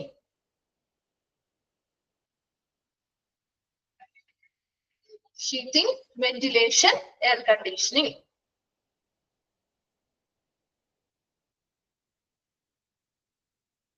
എഴുതിയോ? ചോദിക്കാറുണ്ട് കേട്ടോ. ഇതിന് എക്സ്പാൻഡഡ് ഫോം ആണ് ചോദിച്ചു കണ്ടിരിക്കുന്നത് കേട്ടോ. ഹീറ്റിംഗ്, വെന്റിലേഷൻ, അത് എയർ കണ്ടീഷനിങ്. ഒരു ഹോസ്പിറ്റലില് കൃത്യമായിട്ട് അവിടുത്തെ ടെമ്പറേച്ചർ, ഹ്യൂമിഡിറ്റി, അതുപോലെ എയർ ക്വാളിറ്റി ഒക്കെ കൺട്രോൾ ചെയ്യുന്നതിന് വേണ്ടി പ്രോപ്പർ ആയിട്ട് പല ഇടങ്ങളിൽ, വ്യത്യസ്ത ഇടങ്ങളിൽ ആവശ്യമായിട്ടുള്ള ഹീറ്റിംഗ് കൊടുക്കണം, വെന്റിലേഷൻ സൗകര്യങ്ങൾ കൊടുക്കണം, എയർ കണ്ടീഷനിങ് എവിടെയൊക്കെ ആയിരിക്കണം വെക്കേണ്ടത്. അപ്പൊ അങ്ങനെ ചില ഡിപ്പാർട്ട്മെന്റുകളിൽ എയർ കണ്ടീഷനിങ് നിർബന്ധമായിട്ടുള്ളവയുണ്ട് അല്ലെ. അപ്പൊ അങ്ങനെയുള്ള ഇടങ്ങളൊക്കെ സ്പെസിഫിക് ആയിട്ട് പറഞ്ഞ് പ്രത്യേകം പരാമർശിച്ചിരിക്കണം. അടുത്തതാണ് ഫയർ പ്രൊട്ടക്ഷൻ അല്ലെ. ഫയറുമായി ബന്ധപ്പെട്ട പ്രൊട്ടക്ഷന് വേണ്ടിയിട്ട് നിങ്ങൾ കണ്ടു കാണുമല്ലോ, കണ്ടിട്ടില്ലേ? ചില ഹോസ്പിറ്റലുകൾ ഫയർ പ്രൊട്ടക്ഷനുമായി ബന്ധപ്പെട്ട ഇപ്പൊ ഗ്ലാസുകളൊക്കെ അതിന്റെ രീതിയിൽ സെറ്റ് ചെയ്തിരിക്കുന്നത് ഇല്ലേ. ഒരു എമർജൻസി എക്സിറ്റ് എന്നൊക്കെ പറഞ്ഞ് എഴുതി വെക്കുന്ന ഒരു ഏരിയ കണ്ടിട്ടില്ലേ? അപ്പൊ അങ്ങനെയുള്ള ഏരിയാസ് ഒക്കെ നമ്മൾ ആദ്യമേ തന്നെ അതൊന്ന് മനസ്സിൽ കണ്ടുകൊണ്ട് എക്സ്റ്റിംഗ്വിഷേഴ്സ് വെക്കാറുണ്ട്. അപ്പൊ അങ്ങനെയുള്ള കാര്യങ്ങളൊക്കെ ആദ്യമേ കണ്ട് സെറ്റ് ചെയ്യണം. അപ്പൊ അതിന് വേണ്ടിയിട്ടുള്ള പ്രൊട്ടക്ഷൻ എങ്ങനെ ചെയ്യാം, അതുപോലെ ഇൻഫെക്ഷൻ കൺട്രോൾ ചെയ്യുന്നതുമായി ബന്ധപ്പെട്ട് അതെങ്ങനെ കാര്യങ്ങൾ ചെയ്യാം, അതിന് വേണ്ടിയിട്ട് ഇപ്പൊ നമ്മുടെ ഒരു ഓപ്പറേഷൻ തിയേറ്റർ കാര്യങ്ങളാണെങ്കിൽ അവിടുത്തെ ആ ഒരു വെന്റിലേഷൻ അല്ലെങ്കിൽ എയർ ഫ്ലോ എങ്ങനെയായിരിക്കണം നല്ല പ്യൂർ ആയിട്ടുള്ള ഇടങ്ങളിൽ നിന്നായിരിക്കണം എയർ ഫ്ലോ അല്ലെ. അല്ലാതെ മറ്റ് ഇടങ്ങളിലേക്ക് സ്പ്രെഡ് ആയി പോവാത്ത രീതിയിലുള്ള വെന്റിലേഷനും കാര്യങ്ങളും ചെയ്താൽ മാത്രമേ നമുക്ക് ആ ഒരു ഇൻഫെക്ഷൻ ഒക്കെ കൺട്രോൾ ചെയ്യാം, സ്പ്രെഡ് ആവുന്നതിനൊക്കെ തടയുന്നതിന് വേണ്ടിയിട്ട്. അപ്പൊ അങ്ങനെയുള്ള രീതിയിലുള്ള സജ്ജീകരണങ്ങൾ ചെയ്യണം. പൊല്യൂഷൻ കൺട്രോൾ എങ്ങനെ ചെയ്യാൻ പറ്റും, അതിന് വേണ്ടിയിട്ടുള്ള കാര്യങ്ങളൊക്കെ സെറ്റ് ചെയ്യണം. ഇതൊക്കെ ആ ഒരു ഡിസൈനിൽ ഉൾപ്പെടുന്ന കാര്യങ്ങളാണ് കേട്ടോ.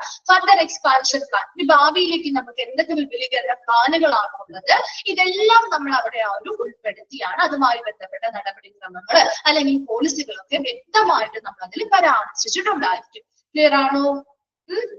പേഷ്യൻസിന്റെ സ്റ്റാഫ് മൂവ്മെന്റ്, സർവീസുകൾ, CSST, ലോണ്ടറി, കാറ്ററിംഗ് മുതലായവ കുറച്ചും കൂടി സർവീസുകൾ നടത്തുക, കുറച്ചും കൂടി വ്യത്യസ്തമായിട്ടുള്ള സർവീസുകൾ കൊടുക്കുന്നതായതുകൊണ്ട് അതിനനുസരിച്ചുള്ള സ്പേസോ കാര്യങ്ങളോ ഫെസിലിറ്റികളോ വേണമെങ്കിൽ അത് പ്രത്യേകം പരാമർശിക്കുന്നു. Mains and standby electric supply, HVAC, fire protection, infection control, pollution control, further expansion plan. Clear ആണോ ഇത്രയും?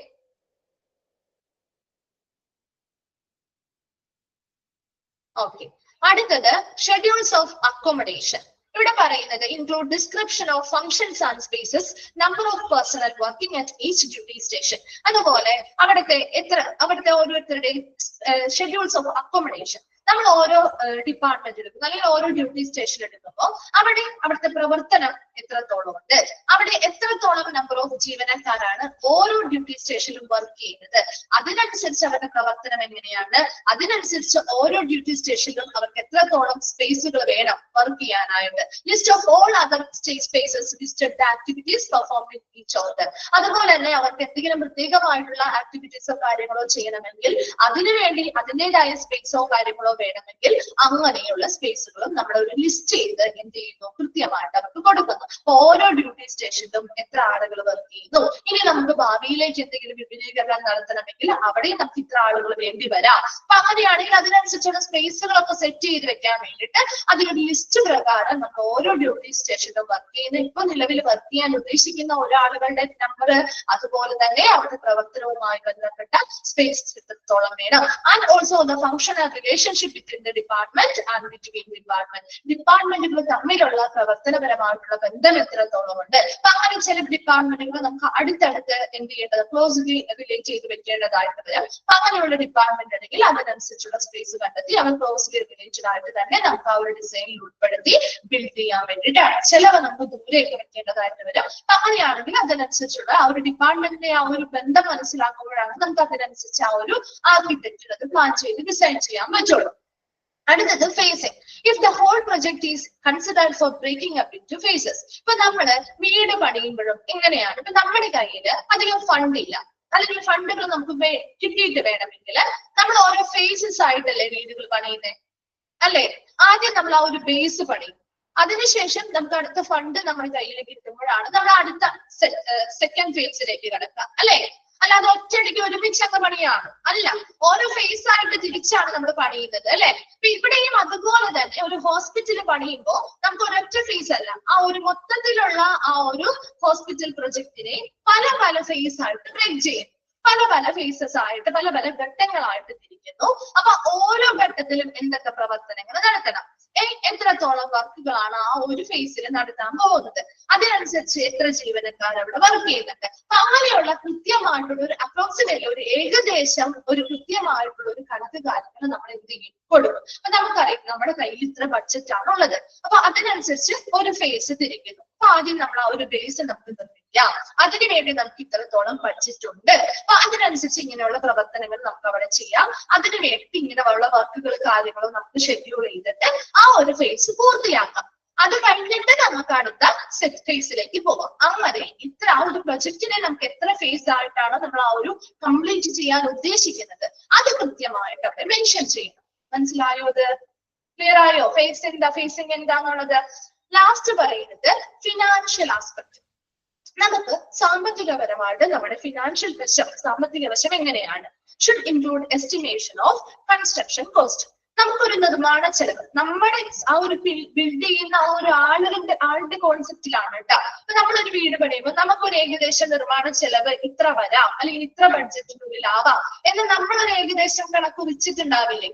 അതിൽ ചിലപ്പോൾ കൂടാൻ കുറയാം, അതെങ്ങനെ ആയിക്കോട്ടെ, നമ്മുടെ ഒരു ബഡ്ജറ്റ് ഉണ്ടാവില്ലേ? നിർമ്മാണത്തിന് ഇത്ര ചിലവാക്കാം അല്ലേ?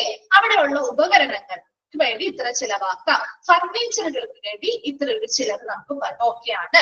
അതുപോലെ ടോട്ടൽ ആ ഒരു പ്രൊജക്ടിന്റെ കോസ്റ്റ് ഇത്ര രൂപ മൊത്തത്തില് നമുക്ക് ഇത്ര രൂപയിൽ ഉൾക്കൊള്ളിക്കണം. അതുപോലെ നമ്മുടെ ഫണ്ട് സോഴ്സസ് എവിടെ നിന്നൊക്കെയാണ്, ആ ഒരു ഉറവിടങ്ങൾ എവിടെ നിന്നൊക്കെയാണ് എന്തൊക്കെയാണ്? ഇങ്ങനെയുള്ള കാര്യങ്ങളാണ് അടുത്തത്. ഇവിടെ ഒരു ഹോസ്പിറ്റൽ പണിയുമ്പോൾ അവരുടെ ആ ഒരു നിർമ്മാണ ചെലവ് എത്രത്തോളം വരാം, അവിടെയുള്ള എക്യുപ്മെന്റ്സുകൾക്ക് അവർ എത്രത്തോളം ചിലവാക്കാൻ ഉദ്ദേശിക്കുന്നുണ്ട്, അവരുടെ ഫർണിച്ചറുകൾക്ക് വേണ്ടിയിട്ട് അവർ എത്രത്തോളം ചിലവാക്കാൻ ഉദ്ദേശിക്കുന്നുണ്ട്, മൊത്തത്തിൽ ആ ഒരു പ്രൊജക്ടിന് വേണ്ടി മൊത്തത്തിൽ അവരുടെ ആ ഒരു ബഡ്ജറ്റ് എത്രയാണ്, അതുപോലെ അവരുടെ ആ ഒരു സാമ്പത്തിക സ്രോതസ് എവിടെ നിന്നൊക്കെയാണ്. അപ്പൊ അതിനനുസരിച്ച് ആ സോഴ്സുകൾക്കനുസരിച്ച് ഈ പറയുന്ന ചിലവുകളൊക്കെ അവരെന്ത് ചെയ്യുന്നുണ്ട്, മുൻകൂട്ടി ഒരു ബഡ്ജറ്റ് തയ്യാറാക്കി വെച്ചിട്ടുണ്ട്. അതിൽ ചിലപ്പോ പണിയുന്ന കൺസ്ട്രക്ഷൻ വരുമ്പോൾ അതിനനുസരിച്ച് ചിലപ്പോൾ കൂടാൻ കുറയാം. അപ്പൊ അതിനനുസരിച്ചുള്ള ഒരു പ്ലാൻ ആയിരിക്കണം അല്ലെങ്കിൽ ഡിസൈൻ ആയിരിക്കണം ആര് തയ്യാറാക്കേണ്ടത്, ഈ ഒരു ആർക്കിടെക്ട് തയ്യാറാക്കേണ്ടത്. ഇത്രയും കാര്യങ്ങൾ ഒരു ആർക്കിടെക്ട് ബ്രീഫിൽ ഉൾപ്പെടുന്ന കണ്ടന്റുകളാണ്. ക്ലിയർ ആണോ? 10 വരെയും ഓക്കെ ആണോ? ഓക്കെ ആണോ? ഓക്കെ. ഇനി അടുത്ത സ്റ്റേജ് അപ്പൊ എന്തായിരിക്കും? അടുത്ത സ്റ്റേജ് എന്തായിരിക്കും? ആ ഒരു ടാസ്കുകൾ അവിടെ കഴിഞ്ഞു കേട്ടാ. ഇനി അടുത്ത സ്റ്റേജ് എന്തായിരിക്കും? ആ ഒരു ആർക്കിടെക്ട് നല്ലൊരു ഡിസൈൻ തയ്യാറാക്കും. പിന്നെ എന്ത് ചെയ്യും? അടുത്ത ഫേസ് എന്തായിരിക്കും എന്ന് ആലോചിച്ച് പറയാമോ? വെരിഫൈ ചെയ്യാണോ ചെയ്യുന്നേ? ഇപ്പൊ ഒരു ഡിസൈൻ തയ്യാറാക്കി കഴിഞ്ഞാൽ നിർമ്മാണം നടക്കുകയാണ്, കൺസ്ട്രക്ഷൻ ആണ് അല്ലെ. അപ്പൊ അതിനു വേണ്ടി ഇവരെന്ത് ചെയ്യും? ആ ഒരു ആർക്കിടെക്ട് തയ്യാറാക്കിയിട്ടുള്ള ഹോസ്പിറ്റൽ ഡിസൈൻ ഓക്കെയാണ്, എല്ലാ കാര്യങ്ങളും അതിൽ ഉൾപ്പെട്ടിട്ടുണ്ടെങ്കിൽ നമ്മൾ അതിന് ടെൻഡർ ആക്ഷൻസ് കൊടുക്കും അല്ലെ, ടെൻഡർ നടപടികൾ കൊടുക്കും. അതിനനുസരിച്ചുള്ള നിർമ്മാണം ചെയ്യാൻ ആവശ്യമായിട്ടുള്ള ആളുകളെ കണ്ടെത്തുകയും അവർക്ക് നിർമ്മാണം ചെയ്യാൻ കൺസ്ട്രക്ഷന് വേണ്ടിയുള്ള അനുമതി കൊടുക്കുകയും അവർ കൺസ്ട്രക്ഷൻ പൂർത്തിയാക്കുകയും ചെയ്യും. ഓക്കെ അല്ലേ? ഇനി കൺസ്ട്രക്ഷൻ അത് ഇവരുടെ കയ്യിലുള്ള കാര്യമല്ല അല്ലേ, ഒരു ഹോസ്പിറ്റലിന്റെ കയ്യിലുള്ള കാര്യമല്ല. നമ്മൾ കരാറ് കൊടുത്തിരിക്കുകയാണ്, അവരല്ലേ അത് പൂർത്തിയാക്കേണ്ടേ. അതിൽ ഈ പ്ലാനിങ് ടീമിന് എന്തെങ്കിലും ടാസ്ക് ഉണ്ടോ? ഇല്ല. അവര് ജസ്റ്റ് അത് എന്ത് ചെയ്യുന്ന മതി, അത് കൺസ്ട്രക്ഷൻ കഴിഞ്ഞ് അവർ കിട്ടുന്ന പറഞ്ഞ സമയത്ത്, ഒരു ടെൻഡറിൽ പറഞ്ഞിരിക്കുന്ന സമയത്ത്, കോൺട്രാക്റ്റിൽ പറഞ്ഞിരിക്കുന്ന സമയത്ത് തരുന്നുണ്ടോ എന്ന് മാത്രം നോക്കിയാൽ മതി അല്ലേ? അങ്ങനെയല്ലേ? ആണോ? ഓക്കെ. അപ്പൊ ഇനി അടുത്തത് ഇവരുടെ കയ്യിലേക്ക് ആ ഒരു കൺസ്ട്രക്ഷൻ ഒക്കെ കഴിഞ്ഞു, ആ ഒരു ബിൽഡിംഗ് ഇവരുടെ കയ്യിലേക്ക് കിട്ടി. ആ കയ്യിൽ കിട്ടിക്കഴിയുമ്പോ അടുത്തത് ആ ഹോസ്പിറ്റലിൽ ചെയ്യേണ്ട കാര്യമാണ് കമ്മീഷനിങ് ചെയ്യുക. എന്താണ് കമ്മീഷനിങ് എന്ന് പറഞ്ഞിരുന്നല്ലോ കഴിഞ്ഞ ക്ലാസ്സിൽ, ഓർക്കുന്നുണ്ടോ? കമ്മീഷനിങ് എന്താന്നുള്ളത്? കമ്മീഷനിങ് എന്ന് പറഞ്ഞാൽ ഇപ്പൊ നമ്മളൊരു ഹോസ്പിറ്റൽ കമ്മീഷനിങ് ചെയ്യുക എന്ന് പറഞ്ഞാൽ when its building is ready, building നമുക്ക് പ്രവർത്തനിക്കാൻ വേണ്ടിയിട്ട് റെഡിയാണ്. അതായത് എല്ലാ പണികളും നമ്മുടെ കഴിഞ്ഞു, റെഡി ആയിട്ടിരിക്കുകയാണ്. അവിടെ എല്ലാ ഉപകരണങ്ങളും നമ്മൾ സെറ്റ് ചെയ്തിട്ടുണ്ട്, ഇൻസ്റ്റാൾ ചെയ്തിട്ടുണ്ട്. ജീവനക്കാരെ കൃത്യമായിട്ട് മാൻ പവർ ആൻഡ് എൻഗേജ് എത്രത്തോളം സ്റ്റാഫുകളെ ജീവനക്കാർ വേണോ അവരെയൊക്കെ നമ്മൾ സജ്ജീകരിച്ചിട്ടുണ്ട്. പക്ഷേ നമുക്ക് എന്ത് വേണം? കൃത്യമായിട്ട് അവിടെയുള്ള ആ ഒരു സേഫ്റ്റി കാര്യങ്ങൾ കൃത്യമായിട്ട് എന്ത് ചെയ്യുന്നുണ്ടോ, പാലിക്കുന്നുണ്ടോ? അതുപോലെ തന്നെ വളരെ കൃത്യമായ ലോക്കൽ അതോറിറ്റീസിൽ നിന്നും ലോ ആൻഡ് ഓർഡർ പാലിച്ചുകൊണ്ടാണോ ഈ ഒരു ബിൽഡിംഗ് പണിതിരിക്കുന്നത്? ഇങ്ങനെയുള്ള കാര്യങ്ങളൊക്കെ അവര് വന്ന് ഇൻസ്പെക്ഷൻ ചെയ്ത് അവരെന്ത് ചെയ്യണം? നമുക്ക് ഓക്കെ ആണെങ്കിൽ ആ ഒരു സർട്ടിഫിക്കേഷൻ തരണം അല്ലെ. ഇപ്പൊ നമ്മുടെ വീട് പണിയുമ്പോഴും നമ്മൾ നമ്പർ ഇടിക്കാറുണ്ട് അല്ലെ, ഇടിക്കാറില്ലേ? അപ്പൊ അവര് വന്ന് എല്ലാ കാര്യങ്ങളും പരിശോധിച്ച് എന്തെങ്കിലും ഒരു മിസ്റ്റേക്ക് ഉണ്ടെങ്കിൽ അവരത് മാറ്റാൻ പറയും അല്ലെ. അതിനുശേഷം ഓക്കെ ആണെങ്കിൽ പെർഫെക്റ്റ് ആണെങ്കിൽ മാത്രമേ നമുക്ക് നമ്പർ ഇട്ട് തരുള്ളൂ അല്ലെ. അതുപോലെ തന്നെ ഹോസ്പിറ്റലും എന്ത് ചെയ്യുന്നു? നമ്മൾ എല്ലാ കാര്യങ്ങളും സെറ്റ് ചെയ്തിട്ടുണ്ട്, ഇനി ബാക്കിയുള്ള കാര്യങ്ങൾ. ഇവിടെ ഹോസ്പിറ്റൽ ആകുമ്പോൾ പ്രത്യേകിച്ചും ഇവിടെ നമ്മള് ഇപ്പൊ ഈ ഒരു ഉപകരണങ്ങൾ കാര്യങ്ങളൊക്കെ ഇൻസ്റ്റാൾ ചെയ്തിരിക്കണം. അങ്ങനെ ഇൻസ്റ്റാൾ ചെയ്ത് അത് നല്ല രീതിയിൽ പ്രവർത്തിക്കുന്നുണ്ടോ എന്നൊക്കെ മുൻപേ നമ്മൾ എന്ത് ചെയ്യണം? ടെസ്റ്റ് ചെയ്ത് ആദ്യം ടെസ്റ്റ് ചെയ്ത് നോക്കിയിട്ട്, അല്ലാതെ ആ ഒരു ദിവസം തന്നെ നമ്മൾ ആ ഒരു പ്രത്യേകമായിട്ട് ഇപ്പൊ ഒരു ഓപ്പൺ ചെയ്യുന്ന ദിവസം അല്ല പ്രവർത്തിക്കേണ്ടത്. അതിനു മുൻപ് ഈ വരുന്ന ആളുകൾ എന്ത് ചെയ്യും? പരിശോധിക്കും. ഈ പറയുന്ന മെഷീൻസ് ഒക്കെ ഓക്കെ ആണോ, അത് നന്നായിട്ട് പ്രവർത്തിക്കുന്നുണ്ടോ, സേഫ് ആയിട്ടാണോ ഉള്ളത്, അത് ആ ഒരു ടെസ്റ്റ് ഒക്കെ ചെയ്യും. അപ്പൊ അവിടെ നമ്മൾ സെറ്റ് ചെയ്തിരിക്കുന്ന പ്ലാന്റുകളാണെങ്കിലും മെഷീനറീസ് ആണെങ്കിലും ഇതെല്ലാം ഒരു ടെസ്റ്റ് റണ്ണിലൂടെ പോയിട്ട് ഓക്കെ ആണ്. അതിപ്പോ ഡയഗ്നോസ്റ്റിക് വേണ്ടിയിട്ട് ഉപയോഗിക്കുന്ന ഉപകരണങ്ങളാവാം, അല്ലെങ്കിൽ നമ്മൾ ചികിത്സാപരമായിട്ട് ഉപയോഗിക്കുന്ന ഉപകരണങ്ങളാവാം. ഇതെല്ലാം സേഫ് ആയിട്ട് ഓക്കെ ആയിട്ടാണ്, നല്ല രീതിയിലാണ് അവിടെ സ്ഥാപിച്ചിരിക്കുന്നത് എന്നൊക്കെ പരിശോധന നടത്തി അതിന്റെയൊക്കെ ഫലമായിട്ട്, അതുപോലെ തന്നെ medical staff and other paramedical personal should have been position for few weeks in advance. അതുപോലെ തന്നെ ഇങ്ങനെയുള്ള കാര്യങ്ങളൊക്കെ പരിശോധിച്ച് നമ്മൾ ആ ലോക്കൽ അതോറിറ്റിയിൽ നിന്നുള്ള അതിനുള്ള അംഗീകാരം അല്ലെങ്കിൽ അനുവാദം വാങ്ങും. ക്ലിയർ ആണോ? കമ്മീഷനിങ് വരുമ്പോ അതോടൊപ്പം തന്നെ ഈ കമ്മീഷനിങ് സ്റ്റേജിൽ നമ്മൾ പറഞ്ഞ ഉപകരണങ്ങളൊക്കെ സെറ്റ് ചെയ്തു. അപ്പൊ അവിടുത്തെ ജീവനക്കാരും വേണ്ടേ? ഇല്ലേ? അതിന് മുൻപായിട്ട് അപ്പൊ ഒരു ഹോസ്പിറ്റൽ തുടങ്ങുന്നതിന് അന്ന് നമുക്ക് ആൾക്കാരെ അവിടേക്ക് റിക്രൂട്ട്മെന്റ് ചെയ്താൽ മതിയോ? അല്ല, പുതിയൊരു ഹോസ്പിറ്റൽ തുടങ്ങുമ്പോൾ അതിന് മുൻപ് തന്നെ നമ്മൾ എന്ത് ചെയ്യണം? അവിടെ ഏതൊക്കെ മെഡിക്കൽ സ്റ്റാഫുകൾ വേണം, ഏതൊക്കെ പാരാമെഡിക്കൽ പേഴ്സണൽസ് വേണം, അവരെയൊക്കെ നമ്മൾ കൃത്യമായിട്ട് അവർക്ക് ഓരോരോ പൊസിഷനിൽ അവരെന്ത് ചെയ്യുന്നു? അഡ്വാൻസ് ആയിട്ട് കുറച്ച് ആഴ്ചകൾക്ക് മുൻപ് തന്നെ അഡ്വാൻസ് ആയിട്ട് അവർ നിയമിക്കുകയും ആ ഹോസ്പിറ്റലിലെ ഓരോ ഇടങ്ങളിൽ ഓരോ പൊസിഷനുകളിൽ പ്ലേസ് ചെയ്യുകയും വേണം. ക്ലിയർ ആണോ? കമ്മീഷനിങ് മനസ്സിലായോ? ഓക്കെ ആണോ? ഓക്കെ. അടുത്തതാണ് shake down period. Shake down period miss കഴിഞ്ഞ ക്ലാസ്സിൽ പറഞ്ഞിട്ടുണ്ടായിരുന്നു. ഷേക്ക് ഡൗൺ പീരീഡ് എന്ന് പറഞ്ഞാൽ A well planned hospital passes from the construction stage to the commissioning stage with a smooth transition if adequate thought has gone into aspect planning, equipment and staffing. അപ്പൊ നമുക്കറിയാം, ഒരു നന്നായി plan ചെയ്ത ഒരു hospital നല്ല രീതിയിൽ അവിടെ എടുക്കുന്നോടിക്കാൻ വരുന്ന ഒരു കൺസ്ട്രക്ഷൻ സ്റ്റേജ് മുതൽ ഒരു കമ്മീഷനിങ് സ്റ്റേജ് വരെ വളരെ സുഗമമായിട്ട് കാര്യങ്ങൾ പോകണമെങ്കിൽ നമ്മൾ അതിനു വേണ്ടി ശരിയായ രീതിയിൽ ചിന്തിച്ച് പ്രവർത്തിക്കണം. അവിടെ എന്തൊക്കെ രീതിയിൽ ഉള്ള എക്യുപ്മെന്റുകൾ വേണം, ഏതൊക്കെ സ്റ്റാഫുകൾ വേണം, അതിനുവേണ്ടി എന്തൊക്കെ പ്ലാനുകൾ നടത്തിയാൽ ഇത് വളരെ സുഗമമായിട്ട് മുന്നോട്ട് പോകും. അങ്ങനെ ഒരു കൃത്യമായ ഒരു ചിന്തയോടെ അല്ലെങ്കിൽ ഒരു പ്ലാനിങ്ങോടെ ചെയ്താൽ മാത്രമേ ഈ പറയുന്ന കാര്യങ്ങളെല്ലാം വളരെ സ്മൂത്ത് ആയിട്ട് പോവുള്ളൂ. ആൻഡ് ആഫ്റ്റർ കമ്മീഷനിങ് കഴിഞ്ഞ് കഴിയുമ്പോൾ നമ്മൾ അവിടെ hospital staff, patients, community, buildings, facilities and environment interact and adjust with one another until the hospital settle into its usual routine. അതവരുടെ സാധാരണ ആ ഒരു ദിനചര്യയിലേക്ക് എത്തുന്നതിന് മുൻപായിട്ട് അവിടുത്തെ ഹോസ്പിറ്റലിലെ ജീവനക്കാർക്കായിക്കോട്ടെ, അവിടെ വരുന്ന പേഷ്യൻസിനായിക്കോട്ടെ, അല്ലെങ്കിൽ നമ്മുടെ കമ്മ്യൂണിറ്റിക്ക് ആയിക്കോട്ടെ, അവിടുത്തെ ബിൽഡിങ്ങുകളുമായി ബന്ധപ്പെട്ട്, അവിടുത്തെ ഫെസിലിറ്റികളുമായി ബന്ധപ്പെട്ട്, അല്ലെങ്കിൽ അവിടുത്തെ എൻവയോൺമെന്റ്, ആ ഒരു അന്തരീക്ഷം, മറ്റുള്ളവരുമായിട്ട് ഇടപഴകുന്ന ആ ഒരു അന്തരീക്ഷം ഒക്കെ നമ്മൾക്ക് അഡ്ജസ്റ്റ് ആവാനായിട്ട് കുറച്ച് സമയം എടുക്കും. ഇല്ലേ?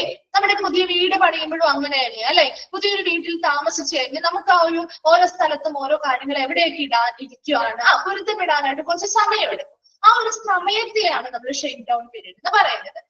ഇനി എന്താണ് ഷേക്ക് ഡൗൺ പീരീഡ് എന്ന് നമുക്ക് ഒരു ഡെഫിനിഷൻ പോലെ ചോദിക്കുകയാണെങ്കിൽ അടുത്ത സെന്റൻസിന്റെ ആദ്യത്തെ ആ സെന്റൻസ് ആണ് റിലേറ്റ് ചെയ്യുന്നത് കേട്ടോ.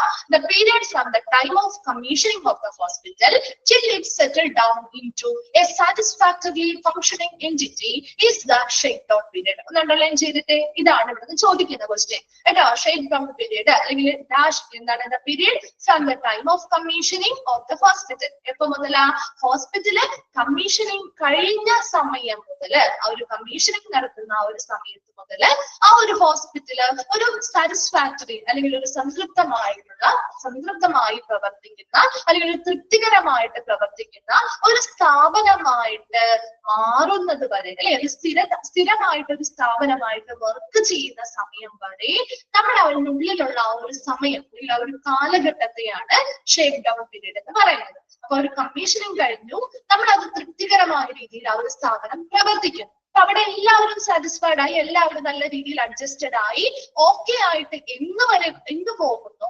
അത്രയും ആ ഒരു കാലഘട്ടം അല്ലെങ്കിൽ അത്രയും നാളെ എത്ര സമയം, ചിലപ്പോൾ ഒരാഴ്ചയായിരിക്കാം, ചിലപ്പോൾ 2 ആഴ്ചയായിരിക്കും, ചിലപ്പോൾ 1 മാസം എടുക്കും അല്ലെ?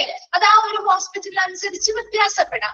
ആ ഒരു കമ്മീഷനിങ് കഴിഞ്ഞ് അവിടുത്തെ ജീവനക്കാർ അങ്ങോട്ടും ഇങ്ങോട്ടും ഇടപെടൽ നൽകി അവർ പരിചയപ്പെടണം. അവിടുത്തെ ഓരോ പുതിയ ഉപകരണങ്ങളുമായിട്ട് അവർ ഫെമിലിയർ ആകണം. വരുന്ന പുതിയ പേഷ്യൻസുമായിട്ടും എല്ലാ കാര്യങ്ങളും ഒന്ന് പൊരുത്തപ്പെട്ട് ഒരു അറേഞ്ച്ഡ് ആയി വരാൻ, ഒരു നോർമൽ ആയിട്ടുള്ള ഒരു ദിനചര്യയിലേക്ക് വരാൻ എത്ര സമയം എടുക്കുന്നുണ്ടോ അത്രയും സമയത്തെയാണ് നമ്മൾ ഷേക്ക് ഡൗൺ പീരീഡ് എന്ന് പറയുന്നത്. ക്ലിയർ ആണോ? എന്താണ് ഒരു ഷേക്ക് ഡൗൺ പീരീഡ് എന്ന് മനസ്സിലായോ? ആ ഒരു സെന്റൻസ് ചോദിക്കാറുള്ളതാണ് കേട്ടോ. അതൊന്ന് അണ്ടർലൈൻ ചെയ്തിട്ടേക്കണേ. ലാസ്റ്റ് പാരഗ്രാഫ് ആയതുകൊണ്ട് വിട്ടു പോകരുത് കേട്ടോ. And is the period during which it experiences its teething troubles. Teething trouble എന്ന് പറഞ്ഞാൽ നമുക്ക് ഇതുപോലെ ഈ ഒരു പീരീഡില് നമുക്ക് നമ്മുടെ അനുഭവത്തില് അല്ലെങ്കിൽ അവിടെ ഉള്ള സ്റ്റാഫുകളുടെ അനുഭവത്തില് അവർക്കൊരു ഇനിഷ്യൽ ഫേസ് ആയതുകൊണ്ട് തന്നെ ഈ പറയുന്ന പോലെ ചെറിയ ഏർലി സ്റ്റേജസ് അത് ഉപയോഗിക്കാൻ, അതുപോലത്തെ അവിടുത്തെ പ്രവർത്തനങ്ങൾ നടത്താനൊക്കെ ഒരു ചെറിയ പ്രോബ്ലംസ് അല്ലെങ്കിൽ ഒരു അഡ്ജസ്റ്റ്മെന്റുമായി ബന്ധപ്പെട്ട പ്രശ്നങ്ങൾ അനുഭവപ്പെട്ടേക്കാം. In general, this period will be shorter if adequate time and thought have been devoted to planning and execution and can last from a few months to a year. ചിലപ്പോൾ ഇത് വളരെ ചെറുതായിരിക്കാം അല്ലെ? ചെറിയ ഒരു കാലഘട്ടം മതിയായിരിക്കും, എല്ലാവർക്കും കൂടി ഒരുമിച്ച് ഓക്കെ ആയി പോവാൻ ചിലപ്പോൾ കുറച്ച് സമയം മതിയായിരിക്കും. ചിലപ്പോൾ ഒരു മാസങ്ങൾ എടുത്തേക്കാം, ചിലപ്പോൾ ഒരു വർഷം വരെയും, വലിയ ഹോസ്പിറ്റലുകളൊക്കെ ആണെങ്കിൽ ഇതൊരു വർഷം വരെയും ചിലപ്പോൾ അതൊന്ന് ആ ഒരു സമയം ചിലപ്പോൾ എടുത്തേക്കാം. അത് അവിടുത്തെ സ്റ്റാഫുകളുടെ അടിസ്ഥാനത്തില്, അവിടുത്തെ പ്രവർത്തനങ്ങളുടെ അടിസ്ഥാനത്തിലൊക്കെ ചിലപ്പോൾ വ്യത്യാസങ്ങൾ വരാം. Any necessity for additions, alterations and modifications will become apparent during this period, as also the necessity to readjust staffing schedule. അപ്പോൾ ചില സമയങ്ങളിൽ ഈ ഒരു സമയത്തായിരിക്കും നമുക്ക് ആദ്യം നമ്മൾ ആ ഒരു താമസിച്ച് നമ്മൾ ചിലപ്പോൾ ചെയ്യുന്ന സമയത്ത്, അല്ലെങ്കിൽ അവിടെ ഹോസ്പിറ്റൽ പ്രവർത്തനം ആരംഭിക്കുന്ന സമയത്തായിരിക്കും ചിലപ്പോൾ നമുക്ക് എന്തെങ്കിലും കുറച്ച് കാര്യങ്ങൾ ഇന്റീരിയർ ആയിട്ട് തന്നെ എന്തെങ്കിലും കുറച്ച് കാര്യങ്ങളോ കൂടി ആഡ് ചെയ്യണമെന്ന് തോന്നുന്നതോ, അല്ലെങ്കിൽ ചിലപ്പോൾ എന്തെങ്കിലും ആൾട്ടർനേഷൻസോ മോഡിഫിക്കേഷൻസോ കാര്യങ്ങളോ വേണമോ എന്നൊക്കെ തോന്നുന്നത് ചിലപ്പോൾ ഈ ഒരു പീരീഡിലായിരിക്കും. അപ്പൊ അങ്ങനെയാണെങ്കിൽ ആവശ്യമായിട്ടുള്ള സ്റ്റാഫുകളെ വേണമെങ്കിൽ നമുക്ക് ഷെഡ്യൂൾ ചെയ്യാം, അതിനനുസരിച്ചുള്ള മോഡിഫിക്കേഷൻസ് വരുത്താം. ഇനി കൂടുതൽ ആ സ്റ്റാഫുകൾ വേണ്ടാണെങ്കിൽ അവരെ നമുക്ക് മറ്റുള്ള ഇടങ്ങളിലേക്ക് മാറ്റാം. ആ ഒരു ഹോസ്പിറ്റലിൽ തുടങ്ങുന്ന ആരംഭിക്കുന്ന ഒരു ഫേസ് ആണ്. അപ്പൊ അതുകൊണ്ട് തന്നെ എല്ലാവരും ഒന്ന് അഡ്ജസ്റ്റഡ് ആയി അവിടുത്തെ വർക്കിലേക്ക് ഒന്ന് മുഴുകാനായിട്ടും എല്ലാ കാര്യങ്ങൾക്കും കുറച്ച് സ്പേസ് അവർക്ക് വേണം, സമയം അവർക്ക് വേണം. അതിനനുസരിച്ച് നമ്മൾ ചെറിയ ചെറിയ അഡ്ജസ്റ്റ്മെന്റ്, മോഡിഫിക്കേഷൻസ്, കാര്യങ്ങൾ, ആൾട്ടറേഷൻസ് ഒക്കെ വരുത്തേണ്ടതായിട്ട് വരാം. ചില ഏരിയയിൽ നമ്മൾ കൊടുത്തിരിക്കുന്ന സ്റ്റാഫുകളുടെ എണ്ണം കുറവായിരിക്കും. അപ്പൊ അതിനനുസരിച്ച് കൂടുതൽ സ്റ്റാഫുകളെ ചിലപ്പോൾ ഇടേണ്ടതായിട്ട് വരാം. ചിലപ്പോൾ അവിടെ നിന്ന് വേറെ സ്ഥലത്തേക്ക് മാറ്റേണ്ടതായിട്ട് വരാം. അങ്ങനെയുള്ള കാര്യങ്ങളൊക്കെ ഈ ഒരു കാലഘട്ടത്തിൽ നടത്തുകയും എപ്പോഴാണോ അത് തൃപ്തികരമായിട്ട് നല്ല രീതിയിൽ പ്രവർത്തിക്കാൻ ആരംഭിക്കുന്നത് അതുവരെയുള്ള ആ ഒരു കാലഘട്ടത്തെയാണ് നമ്മൾ ഷേക്ക് ഡൗൺ പീരീഡ് എന്ന് പറയുന്നത്. ക്ലിയർ ആണോ? ഷേക്ക് ഡൗൺ പീരീഡ് ആ ഒരു സെന്റൻസ് ഒന്ന് അണ്ടർലൈൻ ചെയ്ത് വെച്ചേക്കണം കേട്ടോ. ഈ ഒരു ലാസ്റ്റ് പാരാഗ്രാഫിലെ ഫസ്റ്റ് സെന്റൻസ്. ഓക്കെ, നമ്മൾ ഈ ഒരു ചാപ്റ്റർ കംപ്ലീറ്റ് ആയി. ഹോസ്പിറ്റൽ പ്ലാനിംഗ് എന്ന് പറയുന്ന ചാപ്റ്റർ വലിയൊരു ചാപ്റ്റർ ആയിരുന്നു.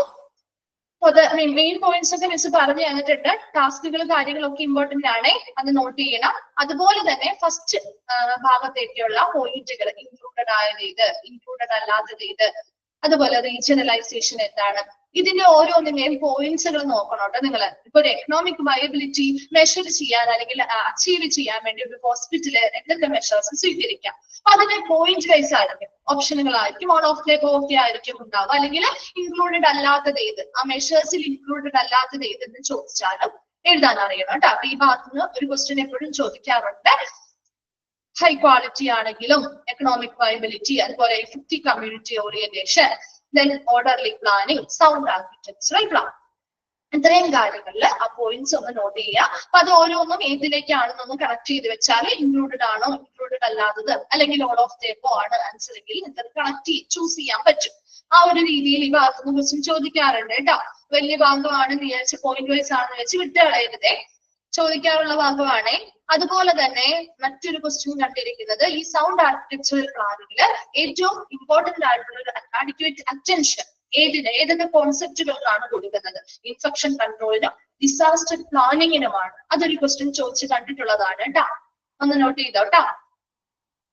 ആ ഫോർത്ത് പോയിന്റ് നോട്ട് ചെയ്യണേ. അതുപോലെ തന്നെ റീജിയണലൈസേഷൻ എന്താണ്, അവിടെ ലെവൽസ് ഓഫ് കെയർ ആണ് അല്ലെ, ലെവൽസ് ഓഫ് കെയർ ആണ് എന്നുള്ളത് നോക്കണം. 3 ടയർ ബേസിസിലാണ്. അതുപോലെ തന്നെ ആ 3 ടയറിലുള്ള ഒരു ജനറൽ ഹോസ്പിറ്റലിൽ എന്തൊക്കെ ഫെസിലിറ്റികൾ കൊടുക്കുന്നു, മെഡിക്കൽ കോളേജുകളിൽ എന്തൊക്കെ ഫെസിലിറ്റികൾ കൊടുക്കുന്നു, അങ്ങനെയുള്ള കാര്യങ്ങൾ നോക്കാം. അതുപോലെ തന്നെ അടുത്തത് പ്ലാനിംഗ് ടീമുമായി ബന്ധപ്പെട്ട് ഒരു പ്ലാനിംഗ് ടീമില് ആരൊക്കെ ഉണ്ടായിരിക്കും, അതുപോലെ തന്നെ ഹോസ്പിറ്റൽ കൺസൾട്ടന്റ്, അഡ്മിനിസ്ട്രേഷൻ കൺസൾട്ടന്റ് ഒക്കെ നമ്മൾ പഠിച്ചു അല്ലെ, അത് ആരൊക്കെയാണ് അല്ലെങ്കിൽ അത് ആരാണെന്നാണ് നമ്മൾ ഇവിടെ ഉദ്ദേശിക്കുന്നത്, അങ്ങനെയുള്ള കാര്യങ്ങൾ. അതുപോലെ തന്നെ നെക്സ്റ്റ് പറയുന്നത് ഈ പറയുന്ന പോയിന്റ്സ്, ഏതൊക്കെ ഏരിയാസിലുള്ള ഗൈഡൻസ്, എക്സ്പീരിയൻസ്ഡ് ആയിട്ടുള്ള ഗൈഡൻസ് ഒക്കെ തരാൻ പറ്റും. അതുപോലെ ആ കോർ ഗ്രൂപ്പിൽ ആര് വരും, അത് നെക്സ്റ്റ് പറയുന്നത് ഹോസ്പിറ്റൽ ആർക്കിടെക്റ്റിന്റെ കാര്യമാണ്. ഹോസ്പിറ്റൽ ആർക്കിടെക്റ്റിന്റെ കാര്യത്തിൽ എപ്പോഴും ചോദിച്ചു കണ്ടിരിക്കുന്ന ഒരു ക്വസ്റ്റ്യൻ ആണ്.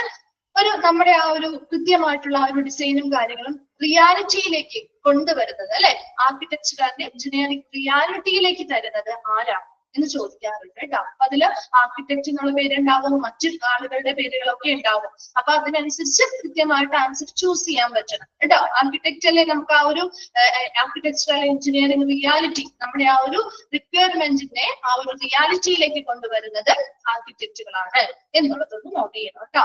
ആ ഒരു പോയിന്റ് മിസ് അന്നേരം പറഞ്ഞിട്ടുണ്ടായിരുന്നു. അതുപോലെ ഈ ഫേസസ് ഏതൊക്കെയാണ്, ഏതൊക്കെ ഫേസിലൂടെയാണ് കടന്നു പോകുന്നത്, അതിൽ ഇൻക്ലൂഡഡ് ആയിട്ടുള്ളത് ഏത്, ഇൻക്ലൂഡഡ് അല്ലാത്തത് ഏത്, അങ്ങനെയുള്ള ക്വസ്റ്റ്യൻ. ബാക്കിയുള്ളതൊക്കെ ഈ ഒരു എംപിരിക്കൽ മെത്തേഡ്, അനലിറ്റിക്കൽ മെത്തേഡ് ഒക്കെ കഴിഞ്ഞ ക്ലാസ്സിൽ മിസ് പറഞ്ഞു തന്നിട്ടുണ്ടായിരുന്നു നോട്ട് ചെയ്യേണ്ടത്.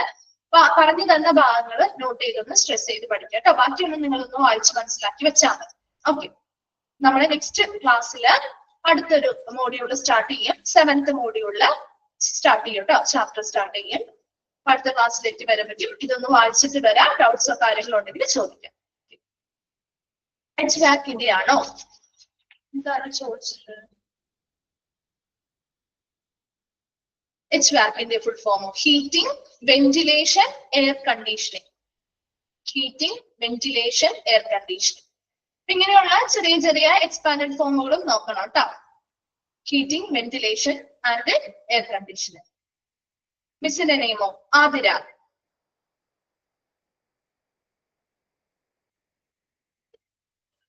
Okay, thank U.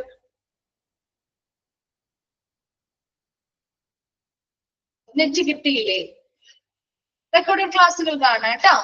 മിസ്സിന് ഇനി അടുത്ത നെക്സ്റ്റ് വീക്ക് അല്ലേ ക്ലാസ് ഉണ്ടാവുള്ളൂ. ഓൾറെഡി നിങ്ങളുടെ 2 ക്ലാസ് കഴിഞ്ഞല്ലോ. നെക്സ്റ്റ് വീക്ക് ആണല്ലോ. അപ്പോഴേക്കും ഒന്ന് റെക്കോർഡ് ക്ലാസ് കണ്ടിട്ട് ഡൗട്ട്സ് എന്തെങ്കിലും ഉണ്ടെങ്കിൽ അടുത്ത ക്ലാസ്സിൽ ചോദിച്ചാൽ മതി കേട്ടോ. ഹുസൈന. Okay, thank U.